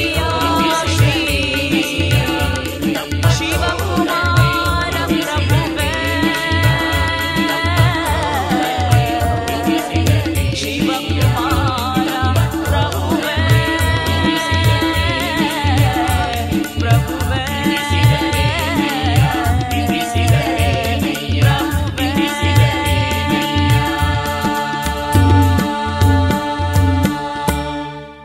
ಸ್ವಾಮೀಜಿ, ಬಹಳ ವಿಶೇಷವಾಗಿ ಶಿಕ್ಷಣ ಕ್ಷೇತ್ರ ಅಂತಿದ್ದಾಗೆ ಕರ್ನಾಟಕದಲ್ಲಿ ಆಗಲಿ ಯಾವುದೇ ರಾಜ್ಯದಲ್ಲಿ ಆಗಲಿ ಧಾರ್ಮಿಕ ಪರಂಪರೆ ಇರತಕ್ಕಂಥ ಮಠಗಳುಳ್ಳವರು ಮೆಡಿಕಲ್ ಆಗಿರ್ಬೋದು ಅಥವಾ ಇಂಜಿನಿಯರಿಂಗ್ ಆಗಿರ್ಬೋದು, ಈ ರೀತಿಯಾದಂಥ ಒಂದಷ್ಟು ಹೆಚ್ಚಿನ ದೊಡ್ಡ ಪ್ರಾಧಾನ್ಯವಾಗಿ ಶಿಕ್ಷಣವನ್ನು ಕೊಡ್ತಕ್ಕಂಥದ್ದನ್ನು ಗಮನಿಸ್ತೀವಿ. ಆದರೆ ಶಿವಕುಮಾರ ಪ್ರಭುಗಳು ಅಥವಾ ಸ್ವಾಮೀಜಿಗಳು, ಹಿರಿಯ ಗುರುಗಳು ಹೆಚ್ಚಿನದಾಗಿ ಹೈಸ್ಕೂಲ್ ಮೇಲೆ ಕಾನ್ಸಂಟ್ರೇಟ್ ಮಾಡಿದರು. ಆವತ್ತಿಗೆ ಏನು ವಿಶೇಷ ಇದು? ಆರಂಭದಲ್ಲೇ ನಾವು ಹೇಳಿದ್ದು ಗಮನಿಸಿರ್ಬೇಕು ನೀವು. ಎಲ್ಲಿ ಶಿಕ್ಷಣವನ್ನು ಪಡೀಲಿಕ್ಕೆ ಸಾಧ್ಯವಿಲ್ಲೋ, ಶಿಕ್ಷಣದಿಂದ ಜನ ವಂಚಿತರಾಗಿದ್ದಾರೋ ಅಂಥಲ್ಲಿ ಸಂಸ್ಥೆಗಳನ್ನು ತೆರೀಬೇಕು ಅನ್ನೋಂಥದ್ದು ಅವ್ರ ಉದ್ದೇಶ. ಅದು ಉಚಿತವಾಗಿ ಶಿಕ್ಷಣವನ್ನು ಕೊಡಬೇಕು ಅಂತ. ಭಾಳ ಜನ ಸ್ವಾಮೀಜಿ ಎಲ್ಲರೂ ಇಂಜಿನಿಯರಿಂಗ್ ಕಾಲೇಜ್ ಮಾಡಿದ್ದಾರೆ, ಮೆಡಿಕಲ್ ಕಾಲೇಜ್ ಮಾಡಿದ್ದಾರೆ, ನಾವು ಮೆಡಿಕಲ್ ಕಾಲೇಜ್ ಕೊಡ್ತೀವಿ ಅಂತ ಸರ್ಕಾರದವರೇ ಕೇಳಿದ್ದುಂಟು ಅವ್ರಿಗೆ. ಅದಕ್ಕೆ ಅವ್ರು ಹೇಳಿದರು, ಆಯ್ತಪ್ಪ ಮೆಡಿಕಲ್ ಕಾಲೇಜ್ ಮಾಡ್ತೀವಿ, ನಮ್ಮೂರು ದುರ್ಗಪ್ಪನ ಮಗ ಬರ್ತಾನೆ, ಬುದ್ಧಿ ನಮಗೆ ಒಂದು ಮೆಡಿಕಲ್ ಸೀಟ್ ಕೊಡ್ರಿ ಅಂತ ಬರ್ತಾನೆ, ಕೊಡೋಕ್ಕಾಗತ್ತಾ? ನಾವು ಕೊಡೋಕ್ಕಾಗಲ್ಲ. ಮತ್ತು ಕೊಡೋಕ್ಕಾಗಲಿಲ್ಲ ಅಂದಮೇಲೆ ಆ ಕಾಲೇಜ್ ಯಾತಕ್ಕೆ ಬೇಕು ನಮಗೆ? ಬಡವ್ರಿಗೆ ಕೊಡೋಕ್ಕಾಗುತ್ತೆ ಅಂದರೆ ಕಾಲೇಜ್ ಇರಲಿ, ಬಡವ್ರಿಗೆ ಅಲ್ಲಿ ಅವಕಾಶ ಇಲ್ಲ ಅಂತಂದರೆ ಶ್ರೀಮಂತರು ಎಲ್ಲಿ ಮೆಡಿಕಲ್ ಕಾಲೇಜ್ ಇದ್ದರೂ ಹೋಗಿ ಓದ್ತಾರೆ. ಅದಕ್ಕೆ ನಾವೇ ಮಾಡಬೇಕು ಅಂತ ಏನೈತಿ ಅಂತ ಹೇಳಿ ಅವರು ಈ medical college, engineering college, polytechnic ಇಂಥವುಗಳಿಗೆ ಬೆಲೆ ಕೊಡಲಿಲ್ಲ. ಕೇವಲ ಹೈಸ್ಕೂಲು ಮತ್ತು ಜೂನಿಯರ್ ಕಾಲೇಜು, ಪ್ರೌಢಶಾಲೆಗಳು ಇಂಥವುಗಳಿಗೆ ಒತ್ತು ಕೊಟ್ಟರೆ ಹೊರತಾಗಿ ಆ ದುಡ್ಡು ಬರೋವಂಥ ಹಣಕಾಸಿನ ಸಂಸ್ಥೆಗಳನ್ನು ಅವ್ರು ಮಾಡಲಿಲ್ಲ. ಹಾಗೆ ವಿಶೇಷವಾಗಿ ಸಂಶೋಧನೆ ಬಗ್ಗೆ ಮಾತನಾಡ್ತಾ ಇದ್ವಿ. ಅಲ್ಲಿ ಅಕ್ಕನ ಬಳಗ, ಅಣ್ಣನ ಬಳಗ, ಹಾಗೆ ಉಡುತಡಿಯಲ್ಲಿ ಮಾಡ್ತಕ್ಕಂಥ ಒಂದಷ್ಟು ಕೆಲಸಗಳು, ಹಾಗೆ ಇನ್ನೂ ಬೇರೆ ಬೇರೆ ಕಡೆ ಈ ಶರಣ ಪರಂಪರೆಯನ್ನ ಹುಡುಕಿ ತೆಗಿತಕ್ಕಂಥ ಪ್ರಯತ್ನಗಳನ್ನು ಮಾಡಿದ್ದನ್ನ ಅವ್ರಿಗೆ ಆರಂಭದಲ್ಲೇ ಇದನ್ನು ಹೇಳಬೇಕಾಯ್ತು. ಸಂಶೋಧನೆ ಅಂತ ಹೇಳಿದಾಗ್ಲೇ ಅವ್ರಿಗೆ ಬಹಳ ಆಸಕ್ತಿ ಇದ್ದಿದ್ದು ಏನು ಅಂದರೆ ಶರಣರ ಸ್ಥಳಗಳನ್ನು ಪರಿಚಯ ಮಾಡಿಕೊಡ್ಬೇಕು ಅಂತ. ಉದಾಹರಣೆಗೆ ಅಕ್ಕ ಮಹಾದೇವಿ ಹೋಗಿ ಐಕ್ಯ ಆಗಿದ್ದು ಶ್ರೀಶೈಲದ ಕದಳಿ ವನದಲ್ಲಿ ಅಂತ. ಆ ಕದಳಿ ವನದ ಸಂಶೋಧನೆಯನ್ನು ಅದುವರೆಗೂ ಹೆಚ್ಚು ಜನ ಮಾಡಿರಲಿಲ್ಲ. ನಮ್ಮ ಗುರುಗಳು ಏನು ಮಾಡಿದರು ಅಂತಂದರೆ, ಒಂದು ಸಮೂಹವನ್ನೇ ಕರ್ಕೊಂಡು ಕದಳಿ ವನಕ್ಕೆ ಅಂತ ಹೋದರು. ಅದು ಭಯಂಕರವಾದಂಥ ಕಾಡು. ಆ ಸಂದರ್ಭದಲ್ಲಿ ಯಾರೂ ಮನುಷ್ಯ ಹೋಗೋಕ್ಕೆ ಸಾಧ್ಯ ಇಲ್ಲ. ಅಂಥ ಸಂದರ್ಭದಲ್ಲೂ ಅವರು ಕದಳಿ ವನಕ್ಕೆ ಹೋಗಿ ಅಲ್ಲೇ ಉಳಿದು ಅದರ ಮೂಲ ಶೋಧನೆ ಮಾಡಿ ಜನರಿಗೆ ಪರಿಚಯ ಮಾಡಿಕೊಟ್ರು. ಅದನ್ನು ಕದಳಿ ವನ ಚಿತ್ರ ಅಂತ ಹೇಳಿ ಇವತ್ತೇನೋ ನಿಮಗೆಲ್ಲ ದೊಡ್ಡ ದೊಡ್ಡ ಕ್ಯಾಮ್ರಾಗಳಿದಾವೆ. ಅವತ್ತು ಮಳ್ಳಪ್ಪ ಅಂತ ಒಬ್ಬರಿದ್ರು, ಸಣ್ಣ ಕ್ಯಾಮ್ರಾ, ಅದ್ರ ಮೂಲಕನೇ ವಿಡಿಯೋ ಮಾಡಿಸಿ ಇವತ್ತು ಕೂಡ ಅದನ್ನು ನೀವು ನೋಡ್ಬೋದು, ಅವ್ರು ತೆಗೆಸಿರುವಂಥ ಚಿತ್ರವನ್ನು. ಅಂದರೆ ಆ ಕಾಲದಲ್ಲಿ ಅವ್ರಿಗೆ ಎಂಥ ವಿಷನ್ ಇತ್ತು ಅನ್ನೋವಂಥದ್ದು ಅದರಿಂದ ಗೊತ್ತಾಗುತ್ತೆ. ಹಾಗೇನೆ ಬಳ್ಳಿಗಾವಿ, ಅದು ಪ್ರಭುದೇವರು ಮತ್ತಿತರ ಶರಣರಿದ್ದಂಥ ಕ್ಷೇತ್ರ, ಅದನ್ನು ಅಭಿವೃದ್ಧಿ ಪಡಿಸ್ಬೇಕು. ಆ ಕಾರಣಕ್ಕೇ ಅಲ್ಲೊಂದು ಪ್ರೌಢಶಾಲೆಯನ್ನು ಪ್ರಾರಂಭ ಮಾಡಿದ್ರು ಅವರು, ಅಲ್ಲಮ್ಮ ಪ್ರಭು ಪ್ರೌಢಶಾಲೆ ಅಂತ. ಪಕ್ಕದಲ್ಲಿ ಉಡುತಡಿ ಅಕ್ಕ ನೆಲೆ ನಿಂತ ತಾಣ, ಆ ಜಾಗವನ್ನು ಬಿಡಿಸ್ಲಿಕ್ಕೆ ಮತ್ತು ಅದನ್ನು ಅಭಿವೃದ್ಧಿ ಆಗಲಿಕ್ಕೆ ಆರಂಭದಲ್ಲಿ ಸಾಕಷ್ಟು ಪ್ರಯತ್ನ ಮಾಡಿದಂಥವ್ರು ನಮ್ಮ ಗುರುಗಳು. ಹಾಗೇನೆ ಶಿಕಾರಿಪುರ ತಾಲೂಕಿನ ಬೇರೆ ಬೇರೆ ಊರುಗಳಲ್ಲಿ ಶರಣರ ಸ್ಥಾನಗಳಿದಾವೆ. ಅಂತಲ್ಲೂ ಕೂಡ ಹೋಗಿ ಆ ಜನರಿಗೆ ನೋಡಪ್ಪ, ನಿಮ್ಮ ಇತಿಹಾಸನೇ ನಿಮಗೆ ಗೊತ್ತಿಲ್ವಲ್ಲೋ, ನೋಡು ನಾಯಿಯಿಂದ ವೇದ ಓದಿಸಿದ್ರು ಅಂತ ಜಂಬೂರಲ್ಲಿ ಬರುತ್ತೆ. ಅದು ಅರ್ಥ ಏನು? ನಾಯಿ ಹಾಗೆ ಜೀವನ ಮಾಡೋಂಥ ಜನ ಇದ್ರು, ಅವ್ರಿಗೂ ಕೂಡ ವೇದ ಓದೋಂಥ ಅವಕಾಶವನ್ನ ಕಲ್ಪಿಸಿಕೊಟ್ರಪ್ಪ ಅಂತ ಹೇಳಿ ಆ ಶರಣರ ಆಮೇಲೆ ಕದಳಿವನ ಅಲ್ಲಿಗೆ ಹೋಗಿದ್ದು, ಬಸವ ಕಲ್ಯಾಣಕ್ಕೆ ಹೋಗಿದ್ದು, ಕೂಡಲ ಸಂಗಮಕ್ಕೆ ಹೋಗಿದ್ದು, ಎಲ್ಲೆಲ್ಲಿ ಶರಣರ ತಾಣಗಳು ಅಂತ ನಾವು ಗುರುತಿಸ್ತೇವೋ ಅಂತಲ್ಲಿಗೆಲ್ಲ ಭಕ್ತರನ್ನ ಕರ್ಕೊಂಡು ಹೋಗ್ತಿದ್ರು, ಒಬ್ಬರೇ ಹೋಗ್ತಿರ್ಲಿಲ್ಲ. ಆ ಭಕ್ತರಿಗೆ ಅದನ್ನು ಪರಿಚಯ ಮಾಡೋದ್ರ ಮೂಲಕ ನಾಳೆ ನಿಮ್ಮ ಪರಂಪರೆಯನ್ನು ನೀವು ಅರ್ಥ ಮಾಡ್ಕೊಳ್ರಪ್ಪ, ನಮಗೆ ಎಂಥ ಭವ್ಯವಾದಂಥ ಪರಂಪರೆ ಇದೆ ಹೇಳಿ ಆ ಸ್ಥಳಗಳನ್ನು ತೋರಿಸ್ತಾ ಇದ್ರು. ಅಲ್ಲಿ ಹೋದಾಗ ನಾಟಕ ಮಾಡಿಸ್ತಾ ಇದ್ರು, ಹಾಡು ಹೇಳಿಸ್ತಾ, ವಚನಗೀತೆಗಳನ್ನು ಹಾಡಿಸ್ತಾ ಇದ್ರು. ಅವರು ಒಂದು ವಿಶಿಷ್ಟವಾದಂಥ ಗುಣ ಇತ್ತು. ಹಾಗೆ ಸ್ವಾಮೀಜಿ, ವಿಶೇಷವಾಗಿ ಮುಂದಿನ ಪೀಳಿಗೆಯ ಈ ಒಂದು ಕ್ಷೇತ್ರವನ್ನು ಮುಂದುವರಿಸಬೇಕು ಅಂತ, ಉದಾಹರಣೆಗೆ ತಮ್ಮನ್ನ ಪೀಠಾಧಿಪತಿಗಳಾಗಿ ಆಯ್ಕೆ ಮಾಡಿದಂಥ ಸಂದರ್ಭದಲ್ಲಿ, ತಮ್ಮ ಹಾಗೆ ಬೇರೆ ಬೇರೆ ತಮ್ಮ ಮಠದ ಪರಂಪರೆಗೆ ಆಯ್ಕೆ ಮಾಡಿದಂಥ ಸಂದರ್ಭದಲ್ಲಿ ಪೂಜ್ಯರ ದೃಷ್ಟಿಕೋನ ಮತ್ತು ಮಹತ್ವಾಕಾಂಕ್ಷೆ ಅಥವಾ ಮುಂದಿನ ನಮ್ಮ ಸಮಾಜವನ್ನು, ನಮ್ಮ ಸಮುದಾಯವನ್ನು ಹೇಗೆ ಮುನ್ನಡೆಸಬೇಕು ಅನ್ನುವಂಥ ಒಂದು ಭವ್ಯವಾದಂಥ ಕನಸನ್ನು ಇಟ್ಕೊಂಡಿದ್ರು. ಅವರು ಬಹುಶಃ ಎಲ್ಲರನ್ನು ಬಹಳ ಸೂಕ್ಷ್ಮವಾಗಿ ಗಮನಿಸ್ತಾ ಇದ್ರು ಅಂತ ಕಾಣುತ್ತೆ. ನಾವೇನು ಗುರುಗಳ ಹತ್ರ ಹೋಗ್ತೇವೆ ಬರ್ತೀವಿ ಅನ್ನೋದು ಅಷ್ಟೇ ನಮಗಿತ್ತು. ಆದರೆ ಅವರು ಆ ವ್ಯಕ್ತಿಯ ಚಲನವಲನಗಳನ್ನು ಸೂಕ್ಷ್ಮವಾಗಿ ಗಮನಿಸ್ತಾ ಇದ್ರು.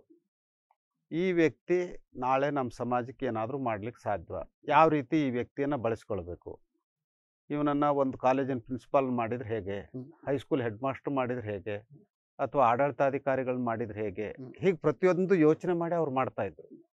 ಹಾಗೇನೆ ನಮ್ಮಂಥವ್ರನ್ನು ಕೂಡ ನಾವು ಸ್ವಾಮಿಗಳಾಗ್ತೇವೆ ಅಂತ ಕನಸು ಮನಸ್ಸಿನಲ್ಲೂ ಯೋಚನೆ ಮಾಡಿದಂಥವ್ರು ಅಲ್ಲ.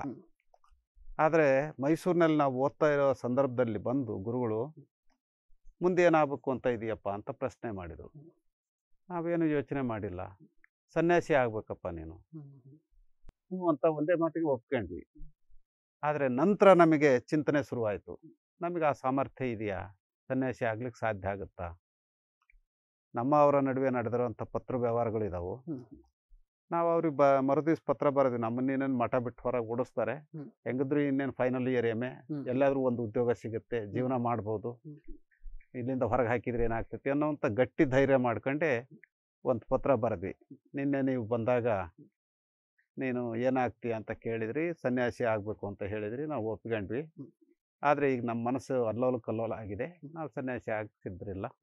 ಅದ್ರ ಬದಲೇ ನಿಮ್ಮ ಅನೇಕ ಜನ ಭಕ್ತರು ಹೆಂಗಿದಾರೋ ಹಂಗೆ ನಾವು ಭಕ್ತರಾಗಿ ನೀವು ಹೇಳಿದ ಕೆಲಸ ಮಾಡ್ಕೊಂಡು ಹೋಗ್ತೀವಿ. ನಮ್ಮ ಅವರ ಮಧ್ಯೆ ಪತ್ರ ಬರೋದು ನಡೆದು ಕೊನೆಗೆ ಅವರು ಬಳಸಿದ ಪದ ಇಷ್ಟೇ, ನಿನ್ನಲ್ಲಿ ಎಲ್ಲ ಸಾಮರ್ಥ್ಯ ಇದೆ ಅಂತಲೇ ನಾವು ಗುರುತಿಸಿ ಆಯ್ಕೆ ಮಾಡಿರೋಂಥದ್ದು, ಇದ್ರ ಮೇಲೆ ನೀನು ಯೋಚನೆ ಮಾಡು, ಒಂದು ಹೆಣ್ಣು ಬಿಡಬೇಕಷ್ಟೇ. ಹೆಣ್ಣು ಕಟ್ಕೊಂಡವರು ಸಮಾಜ ಉದ್ಧಾರ ಮಾಡ್ತಾರೆ, ಆದರೆ ಕಟ್ಕೊಳ್ದೇ ಇರೋರು ಎಷ್ಟು ಮಾಡ್ಬೋದು ಅನ್ನೋದು ಯೋಚನೆ ಮಾಡು. ಇಡೀ ಸಮೂಹಕ್ಕೆ ನೀನು ಅವ್ರನ್ನ ತಾಯಿ ಅಂತ ತಿಳ್ಕೊಂಡು ಮಾಡ್ಬೋದಲ್ಲ.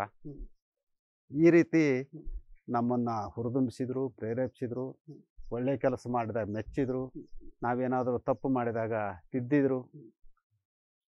ಅವ್ರದ್ದು ಒಂದು ವಿಶಿಷ್ಟವಾದಂಥ ಗುಣ, ಯಾರಲ್ಲೂ ಕೂಡ ಇವನು ನಗಣ್ಯ ಅಂತ ಅವ್ರು ಭಾವಿಸ್ತಿರ್ಲಿಲ್ಲ. ಸಾಮಾನ್ಯನಲ್ಲೂ ಒಂದು ಅಸಾಮಾನ್ಯ ಗುಣ ಇದೆ ಅಂತ ಗುರುತಿಸುವಂಥ ಬಹುದೊಡ್ಡ ಚೇತನ ಅವರು. ನಾವೇನು ಮಾಡ್ತೇವೆ ಅಂದ್ರೆ ದೊಡ್ಡರಲ್ಲೂ ಸಣ್ಣ ಗುಣಗಳನ್ನು ಹುಡುಕಕ್ಕೆ ಹೋಗ್ತೇವೆ. ಅವ್ರು ಎಂದೂ ಸಣ್ಣ ಗುಣಗಳನ್ನು ಯಾರಲ್ಲೂ ಹುಡುಕ್ತವ್ರಲ್ಲ. ಬದಲಾಗಿ ಈ ವ್ಯಕ್ತಿನ ಯಾವುದರಿಂದ ಬಳಸ್ಕೊಳ್ಳೋದ್ರಿಂದ ಏನು ಕೆಲಸ ಮಾಡಿಸ್ಬೋದು, ಈ ರೀತಿ ಆಲೋಚನೆ ಮಾಡಿಕೊಂಡು ಎಲ್ಲರನ್ನೂ ತಮ್ಮ ಕೆಲಸ ಕಾರ್ಯಗಳಲ್ಲಿ ಅವ್ರು ಬಳಸ್ಕೊಳ್ತಾ ಇದ್ರು. ಹಾಗೇನೆ ಸ್ವಾಮಿಗಳ್ನು ಕೂಡ ಅವರು ಬಹಳ ಏನೋ ಇವ್ರು ಮಾಡಿಬಿಡ್ತಾರೆ ಅಂತ ಅಲ್ಲ, ವ್ಯಕ್ತಿ ಪರವಾಗಿಲ್ಲ, ಮಾಡೋವಂಥ ಆಸಕ್ತಿ ಇದೆ ಇವನಿಗೆ ಅಂತ ಅಂದು ಅವ್ನು ಬಳಸ್ಕೊಳ್ತಿದ್ದ. ಎನ್ನೊಳಗೆ ನೀನು ಪ್ರವೇಶ, ಎನ್ನೊಳಗೆ ನೀನು ಪ್ರವೇಶ, ನಿನ್ನೊಳಗೆ ನಾನು ಪ್ರವೇಶ, ನಿನ್ನೊಳಗೆ ನಾನು ಪ್ರವೇಶ, ಎನ್ನೊಳಗೆ ನೀನು ಪ್ರವೇಶ, ನಿನ್ನೊಳಗೆ ನಾನು ಪ್ರವೇಶ, ನಿನ್ನೊಳಗೆ ನಾನು ಪ್ರವೇಶ.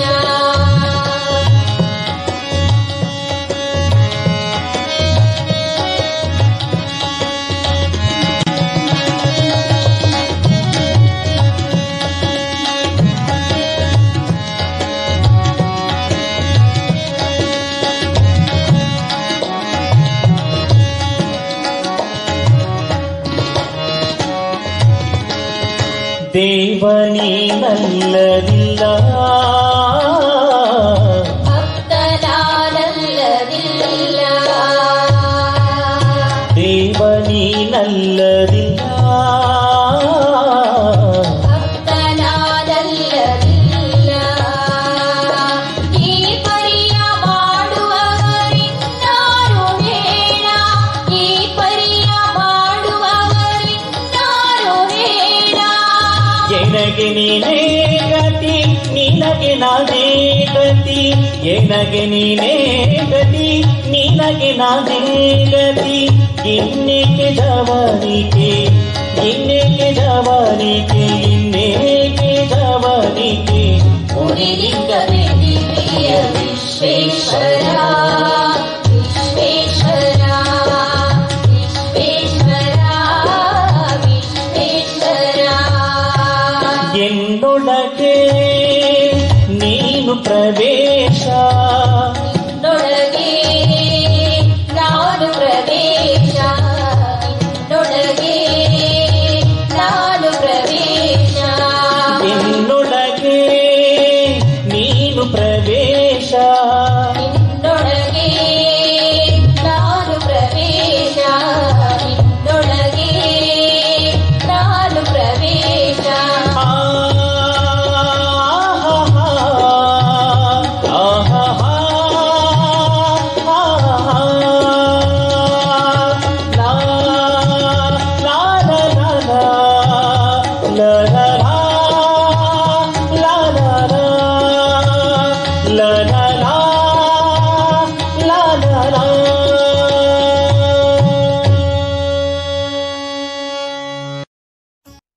ಹಾಗೆ ತೆರಳುಗೊಳ್ಳು ಶ್ರೀಮಠದ ವಿವಿಧ ಮಠಗಳಿಗೆ ತಾವು ಸೇರಿದಂತೆ ವಿವಿಧ ಪೂಜ್ಯರನ್ನ ನೇಮಕ ಮಾಡಿದ ಮೇಲೆ ಪೂಜ್ಯರು ತಮ್ಮ ತಮ್ಮ ಸೇವೆಯಲ್ಲಿ ತಾವೆಲ್ಲ ತೊಡಗಿಕೊಂಡ ಮೇಲೆ ಅವರ ಕೊನೆಯ ದಿನಗಳು ಅಥವಾ ಈ ನಾವು ವೃತ್ತಿಯಿಂದ ನಿವೃತ್ತರಾದ್ವಿ ಅನ್ನುವಂಥ ಒಂದು ಭಾವನೆಯಲ್ಲಿ ನೋಡೋದಾದ್ರೆ ಆ ಒಂದು ದಿನಗಳನ್ನ ಹೇಗೆ ತಾವು ಗಮನಿಸಿದ್ರಿ? ಏನು ವಿಶೇಷ ಇತ್ತು? ಮಾರ್ಗದರ್ಶನ ಮಾಡ್ತಕ್ಕಂಥದ್ದಾಗ್ಲಿ ನಿಜವಾಗ್ಲೂ ಆಗ್ಲಾದ್ರೂ ವಿಶ್ರಾಂತಿಯನ್ನ ಪಡಿತಾ ಇದ್ರ ಹೇಗೆ?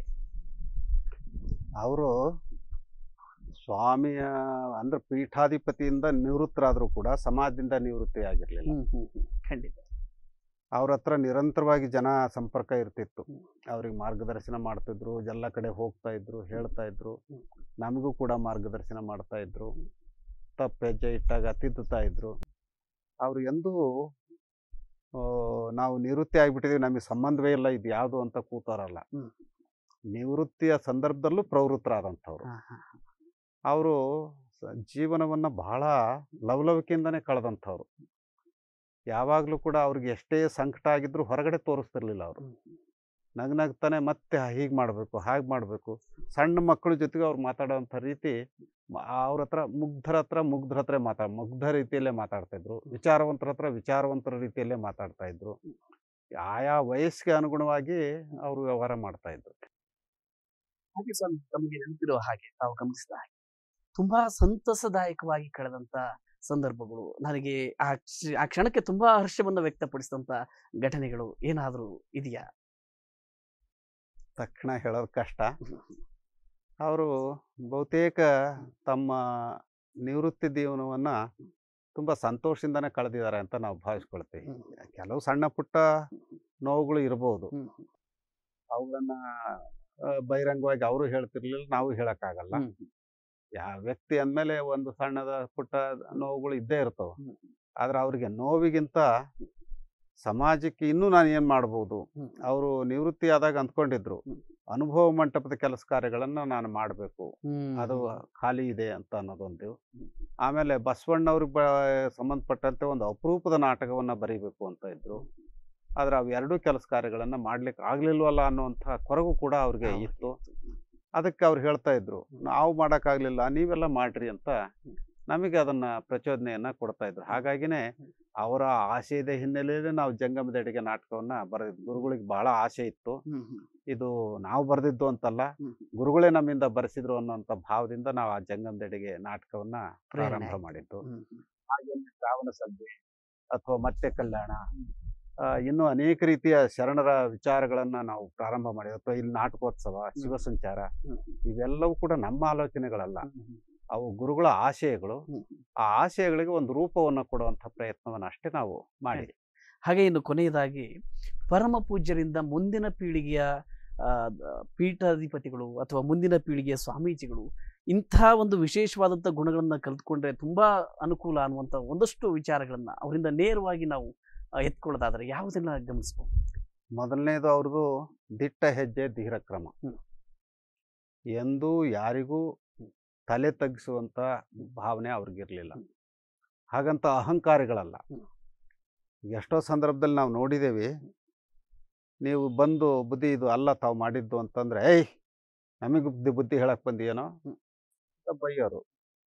ಆಮೇಲೆ ಅವರು ಯಾವುದೋ ಕ್ಷಣದಲ್ಲಿ ಅದು ಅವ್ರಿಗೆ ಹೊಳಿತದ್ದು ಕಾಣಿಸ್ತತಿ. ಪಾಟೀಲ್ ಬಾರ ಇಲ್ಲಿ, ನಿನ್ನೆ ನೀನು ಹೇಳಿದಲ್ಲ ಅದು ಸರಿ ಇದೆ ಕಣ, ನೀನು ಮತ್ತೆ ನಮ್ಮ ಹತ್ರ ವಾದ ಮಾಡ್ಬೇಕಾಯ್ತು, ನೀನು ಹಂಗೆ ಹೋಗ್ಬಿಟ್ಟಲ್ಲ ನಾವು ಹೇಳಿದ್ವಿ ಅಂತಂದು. ಅಂದರೆ ಆ ವ್ಯಕ್ತಿಯ ಸ್ವಾತಂತ್ರ್ಯವನ್ನು ಮನ್ನಿಸುವಂಥ ಗುಣ ಅವರಲ್ಲಿತ್ತು. ಅದು ನಾವು ಅವರಿಂದ ಕಲಿಬೇಕಾಗಿರೋದು. ಮತ್ತು ಸತ್ಯವನ್ನು ಪ್ರಾಮಾಣಿಕವಾಗಿ ಹೇಳೋವಂಥದ್ದು, ನಿಷ್ಠವಾಗಿ ನಡ್ಕೊಳ್ಳೋವಂಥದ್ದು, ಧರ್ಮದ ಮಾರ್ಗದಲ್ಲೇ ಸಾಗಬೇಕು ಅನ್ನುವಂಥದ್ದು. ಎಂದೂ ನಿಮ್ಮ ನೈತಿಕತೆಯನ್ನು ಹಾಳು ಮಾಡ್ಕೊಳ್ಬೇಡಿ. ಅವರು ಆ ನೈತಿಕತೆಗಂತೂ ವಿಶೇಷವಾದಂಥ ಒತ್ತು ಕೊಡ್ತಾ ಇದ್ರು. ಯಾಕೆಂತಂದ್ರೆ ಅವರು ಇನ್ನೂ 24-25 ತರುಣಾವಸ್ಥೆಯಲ್ಲಿ ಡೈರಿ ಬರಿತಾ ಇದ್ರು. ಆವಾಗ ಈ ಸ್ವಾಮಿಗಳನ್ನು ಕುರಿತು ಅವರು ಬರೆದಿರೋದು ಅವರ ಒಂದು ಅಪರೂಪದ ಕೃತಿ ಇದೆ. ಯಾವುದಪ್ಪ ಅದು? ಆತ್ಮನಿವೇದನೆ ಅಂತ. ಅದು ದಿನಚರಿ. ಅದು ಅದರಲ್ಲಿ ಬರೀತಾರೆ ಎಂಥೆಂಥ ಸ್ವಾಮಿಗಳಿದ್ರು ಅಂತಂದು. ಬಹುಶಃ ಆ ದಿನಚರಿಯನ್ನು ಓದಿಬಿಟ್ರೆ ಎಂಥರಿಗೂ ಸ್ವಾಮಿಗಳಾದಂಥವ್ರು ಆಗಬೇಕಾದಂಥವ್ರು ಅದನ್ನು ಓದಬೇಕು ಅಂತ ಹಮ ನಾಯಕರು ತಮ್ಮ ಸಂಪ್ರತಿ ಕಾಲಂನಲ್ಲಿ ಬರೆದಿದ್ದು ಉಂಟು. ಅಂದರೆ ಅವರು ಈ ಸ್ವಾಮಿಗಳಾದಂಥವ್ರು ತಮ್ಮ ಕೈ ಬಾಯಿ ಕಚ್ಚೆ ಸ್ವಚ್ಛವಾಗಿ ಇಟ್ಕೊಳ್ಬೇಕು ಅಂತ ಹೇಳ್ತಿದ್ರು. ಅದನ್ನು ನೀವು ಬ್ರಹ್ಮಚರ್ಯವನ್ನು ಕಾಪಾಡ್ಲಿಕ್ಕೆ ಸಾಧ್ಯ ಆಗಲಿಲ್ಲ ಅಂತಂದರೆ ನೀವು ಸನ್ಯಾಸತ್ವವನ್ನು ಬಿಟ್ಟು ಗೃಹಸ್ಥರಾಗ್ರಿ ಅಂತ ನೇರವಾಗಿ ಹೇಳ್ತಾ ಇದ್ರು. ಬಹುಶಃ ಆ ರೀತಿಯ ದಿಟ್ಟತನದಿಂದ ಹೇಳುವಂಥ ಇನ್ನೊಬ್ಬ ಸ್ವಾಮಿಗಳನ್ನ ನಾವು ಕಾಣೋದು ತುಂಬ ವಿರಳ. ಹಾಗೆ ಒಂದು ದೊಡ್ಡ ಭಕ್ತ ಸಮುದಾಯ ಪೂಜ್ಯರಿಗೆ ಇವತ್ತಿಗೂ ಕೂಡ ಅವರನ್ನ ಅಷ್ಟೇ ಪ್ರೀತಿಯಿಂದ ಅಷ್ಟೇ ಭಕ್ತಿಯಿಂದ ಪ್ರತಿನಿತ್ಯವೂ ಸ್ಮರಿಸಿಕೊಳ್ತಾ ಇದೆ. ಈ ವಿಚಾರಕ್ಕೆ ಸಂಬಂಧಪಟ್ಟಂತೆ ಕೊನೆಯದಾಗಿ ಭಕ್ತರಿಗೆ ತಾವೇನು ಹೇಳಿಕ್ಕೆ ಇಷ್ಟಪಡ್ತೀರಿ ಇಂತಹ ಒಂದು ಶ್ರದ್ಧಾಂಜಲಿಯ ಶುಭ ಸಮಾರಂಭದ ಮುಖಾಂತರ? ನಾವು ಆರಂಭದಲ್ಲೇ ಹೇಳಿದ್ದು ಜನತಾ ಜಗದ್ಗುರುಗಳು ಅವರು ಅಂತ. ಭಕ್ತರ ಹೃದಯ ಸಿಂಹಾಸನದಲ್ಲಿ ಅವರು ಶಾಶ್ವತವಾಗಿ ನೆಲೆಗೊಂಡು ಬಿಟ್ಟಿದ್ದಾರೆ. ಅವರು ಕೇವಲ ಬಹಿರಂಗದಲ್ಲಿ ಸಭೆ ಸಮಾರಂಭಗಳಲ್ಲಿ ಮಾಡೋದ್ರ ಮೂಲಕ ಗುರುಗಳಿದ್ದಾರೆ ಅಂತ ಅಲ್ಲ, ಅವರು ಪ್ರತಿಯೊಬ್ಬರ ಅಂತರಂಗದಲ್ಲಿ ಅವ್ಯಕ್ತವಾಗಿ ಅಡ್ಕೊಂಡ್ಬಿಟ್ಟಿದ್ದಾರೆ. ಹಾಗಾಗಿ ಆ ಹಿಂದೆಲ್ಲ ಪ್ರತಿ ಮನೆಯಲ್ಲೂ ಅವರ ಶಿವಗಣಾರಾಧನೆಯನ್ನು ಮಾಡ್ತಾ ಇದ್ರು. ಈಗಲೂ ಕೂಡ ಅನೇಕ ಕಡೆ ಆಯಾ ಮನೆಯಲ್ಲೇ ಅವ್ರ ಭಾವಚಿತ್ರವನ್ನು ಇಟ್ಟು ನೈವೇದ್ಯ ಮಾಡಿ ಅವ್ರದ್ದು ನಮಸ್ಕಾರ ಮಾಡಿ ಇವರಿಂದ ನಾವು ಉದ್ಧಾರ ಆದ್ವಿ ಅಂತ ಹೇಳುವಂಥ ಭಕ್ತರು ಬಹಳ ಜನ ಇದ್ದಾರೆ. ಇನ್ನು ಕೆಲವ್ರು ಹೇಳ್ತಿರ್ತಾರೆ, ಪ್ರತಿನಿತ್ಯ ನಾನು ಅವ್ರನ್ನ ಪೂಜೆ ಮಾಡದೆ ನಾನು ಒಂದು ತೊಟ್ಟು ಬಾಯಲ್ಲಿ ನೀರು ಹಾಕಲ್ಲ ಅಂತ ಹೇಳೋವಂಥವ್ರು ಇದ್ದಾರೆ. ಹೀಗೆ ಅವ್ರದ್ದು ಶ್ರದ್ಧಾಂಜಲಿ ಸಂದರ್ಭದಲ್ಲಿ ಮಾತ್ರ ಗುರುಗಳು ನೆನಪಿಸ್ಕೊಳ್ತಾರೆ ಅಂತ ಅಲ್ಲ, ಅವರು ನಿತ್ಯ ಸ್ಮರಣೀಯರು. ಯಾವಾಗ ನಮಗೆ ನಲಿವಾಗುತ್ತೆ, ಸಂಕಟ ಆಗುತ್ತೆ, ಸಮಸ್ಯೆಗಳು ಬರುತ್ತೆ, ಅವಾಗೆಲ್ಲ ಅವ್ರು ಸಹಾಯ ಮಾಡ್ತಾರೆ. ನಮಗೆ ಹೇಗೆ ಸಹಾಯ ಮಾಡ್ತಾರೋ ಹಾಗೆ ಭಕ್ತರಿಗೂ ಅವ್ರು ಸಹಾಯ ಮಾಡಿದ್ದಾರೆ. ಹಾಗಾಗಿ ಅದು ನಿತ್ಯ ಸ್ಮರಣೆ ಮಾಡುವಂಥ ಒಂದು ಚೇತನ. ಅದನ್ನು ಯಾವುದೋ ಒಂದು ದಿನ ಸ್ಮರಣೆ ಮಾಡಿ ಕೈ ಬಿಡುವಂಥದ್ದಲ್ಲ. ಅವರು ನೆನೆದವರ ಮನದಲ್ಲಿ ಸ್ಥಿರವಾಗಿ ನೆಲೆಗೊಂಡಿರುವಂಥ ಮಹಾನ್ ಚೇತನ. ಖಂಡಿತ. ಇದುವರೆಗೂ ಬಹಳ ವಿಶೇಷವಾಗಿ ಹಿರಿಯ ಗುರುಗಳನ್ನ ನೆನಪಿಸಿಕೊಂಡ್ರಿ, ಅವರ ಒಡನಾಟವನ್ನು ನೆನಪಿಸಿಕೊಂಡ್ರಿ, ಅವರು ಯಾವ ರೀತಿಯಾಗಿ ಸಮಾಜಕ್ಕೆ ದಿಟ್ಟ ಹೆಜ್ಜೆಯನ್ನಿಟ್ಟು ಧೀರ ಕ್ರಮವನ್ನು ಅನುಸರಿಸಿದ್ರು ಅನ್ನುವಂಥದ್ದನ್ನ ನಮ್ಮ ಮುಂದೆ ಎಳೆ ಎಳೆಯಾಗಿ ಸಂಪೂರ್ಣವಾಗಿ ಬಿಚ್ಚಿಕೊಟ್ರಿ. ಈ ಎಲ್ಲ ವಿಚಾರಗಳಿಗೆ ತಮಗೆ ಸಾಕಷ್ಟು ಧನ್ಯವಾದಗಳು ಮತ್ತು ಕೃತಜ್ಞತೆಗಳನ್ನು ಸಲ್ಲಿಸ್ತೇವೆ. ಹಿರಿಯ ಗುರುಗಳ ಸ್ಮರಣೆ ಕೇವಲ 1 ಗಂಟೆಯಲ್ಲಿ ಮುಗಿಯುವಂಥದ್ದಲ್ಲ. ಅದು ಒಂದು ರೀತಿ ಪುರಾಣವನ್ನು ಬಿಚ್ಚಿದ ಹಾಗೆ, ರಾಮಾಯಣ ಮಹಾಭಾರತ ಇದ್ದ ಹಾಗೆ ಹೇಳ್ತಾ ಹೋದರೆ ಎಷ್ಟು ಕಾಲ ಆದರೂ ತಗೋಬೋದು. ಆದರೆ ಸಂಕ್ಷಿಪ್ತವಾಗಿ ಅವರ ನೆನಪನ್ನು ಮಾಡ್ಕೊಳ್ಳಿಕ್ಕೆ ಅವಕಾಶ ಮಾಡಿಕೊಟ್ಟಿದ್ರಿ. ನಿಮಗೆ ಕೂಡ ನಮ್ಮ ಶುಭಾಶಯಗಳನ್ನು ಹೇಳಲಿಕ್ಕೆ ಇಷ್ಟಪಡ್ತೀವಿ. ಭಕ್ತರು ಅವರ ಸಂದೇಶಗಳನ್ನು ನಮಗಿಂತ ಚೆನ್ನಾಗಿ ಬಲ್ಲಂಥವ್ರು, ನಮಗಿಂತ ಹತ್ತಿರದಲ್ಲಿ ಗುರುಗಳನ್ನ ನೋಡಿದಂಥವ್ರು, ಅವ್ರಿಗಿಂತ ಅವಕಾಶ ಕೊಟ್ಟರೆ ನಮಗಿಂತ ಚೆನ್ನಾಗಿ ಮಾತಾಡ್ತಾರೆ ಅನ್ನೋಂಥ ವಿಶ್ವಾಸ ನಮಗಿದೆ. ಖಂಡಿತ. ಹಾಗೆ ಇವತ್ತಿನ ಕಾರ್ಯಕ್ರಮದಲ್ಲಿ ಪಾಲ್ಗೊಂಡಿದ್ದಕ್ಕೆ ತಮಗೆ ಮತ್ತೊಮ್ಮೆ ಧನ್ಯವಾದಗಳು ಸ್ವಾಮೀಜಿ. ಶುಭಾಶಯ. ನೋಡಿದ್ರಲ್ಲ ವೀಕ್ಷಕರೇ, ಇದುವರೆಗೂ ಕೂಡ ತರಳಬಾಳು ಜಗದ್ಗುರು ಶಾಖಾಮಠ ಸಾಣೇಹಳ್ಳಿಯ ಪೂಜ್ಯರಾದಂಥ ಡಾಕ್ಟರ್ ಶ್ರೀ ಪಂಡಿತಾರಾಧ್ಯ ಶಿವಾಚಾರ್ಯ ಮಹಾಸ್ವಾಮೀಜಿಯವರು ತಮ್ಮೆಲ್ಲ ನೆನಪುಗಳನ್ನು, ಪೂಜ್ಯರ ಕುರಿತಾದಂಥ ಅನೇಕ ವಿಶೇಷವಾದಂಥ ದೃಷ್ಟಾಂತಗಳನ್ನು, ನಿದರ್ಶನಗಳನ್ನು, ನೆನಪುಗಳನ್ನು ಇದುವರೆಗೂ ತಮ್ಮ ಮುಂದೆ ವಿಶೇಷವಾದ ರೀತಿಯಲ್ಲಿ ವಿವರಣೆಯನ್ನು ನೀಡತಕ್ಕಂಥ ಒಂದು ಪುಟ್ಟ ಪ್ರಯತ್ನವನ್ನು ಮಾಡಿದರು. ಇಂತಹ ವಿಶೇಷವಾದಂಥ ಕ್ಷಣವನ್ನು ತಮ್ಮ ಜೊತೆಗೆ ಸಮರ್ಪಣೆ ಮಾಡ್ತಾ ಇವತ್ತಿನ ಕಾರ್ಯಕ್ರಮವನ್ನು ಮುಗಿಸ್ತಕ್ಕಂಥ ಸಂದರ್ಭ. ಮತ್ತೊಮ್ಮೆ ವಿಶೇಷವಾದಂಥ ಕಾರ್ಯಕ್ರಮದಲ್ಲಿ ಸಿಗೋಣ. ಅಲ್ಲಿವರೆಗೂ ನಮಸ್ಕಾರ. ಅರಿತ ಶರಣಂಗೆ ಮರಣವೆಂಬುದುಂಟೆ, ಮರೆತ ಮಾನವಂಗಲ್ಲದೆ ಶರಣ ಸನ್ನಿಹಿತಂಗೆ,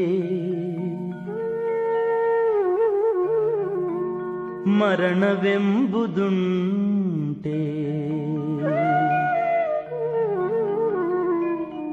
ಗುರು ಕರುಣ ಬಾಹಿರಂಗಲ್ಲದೆ,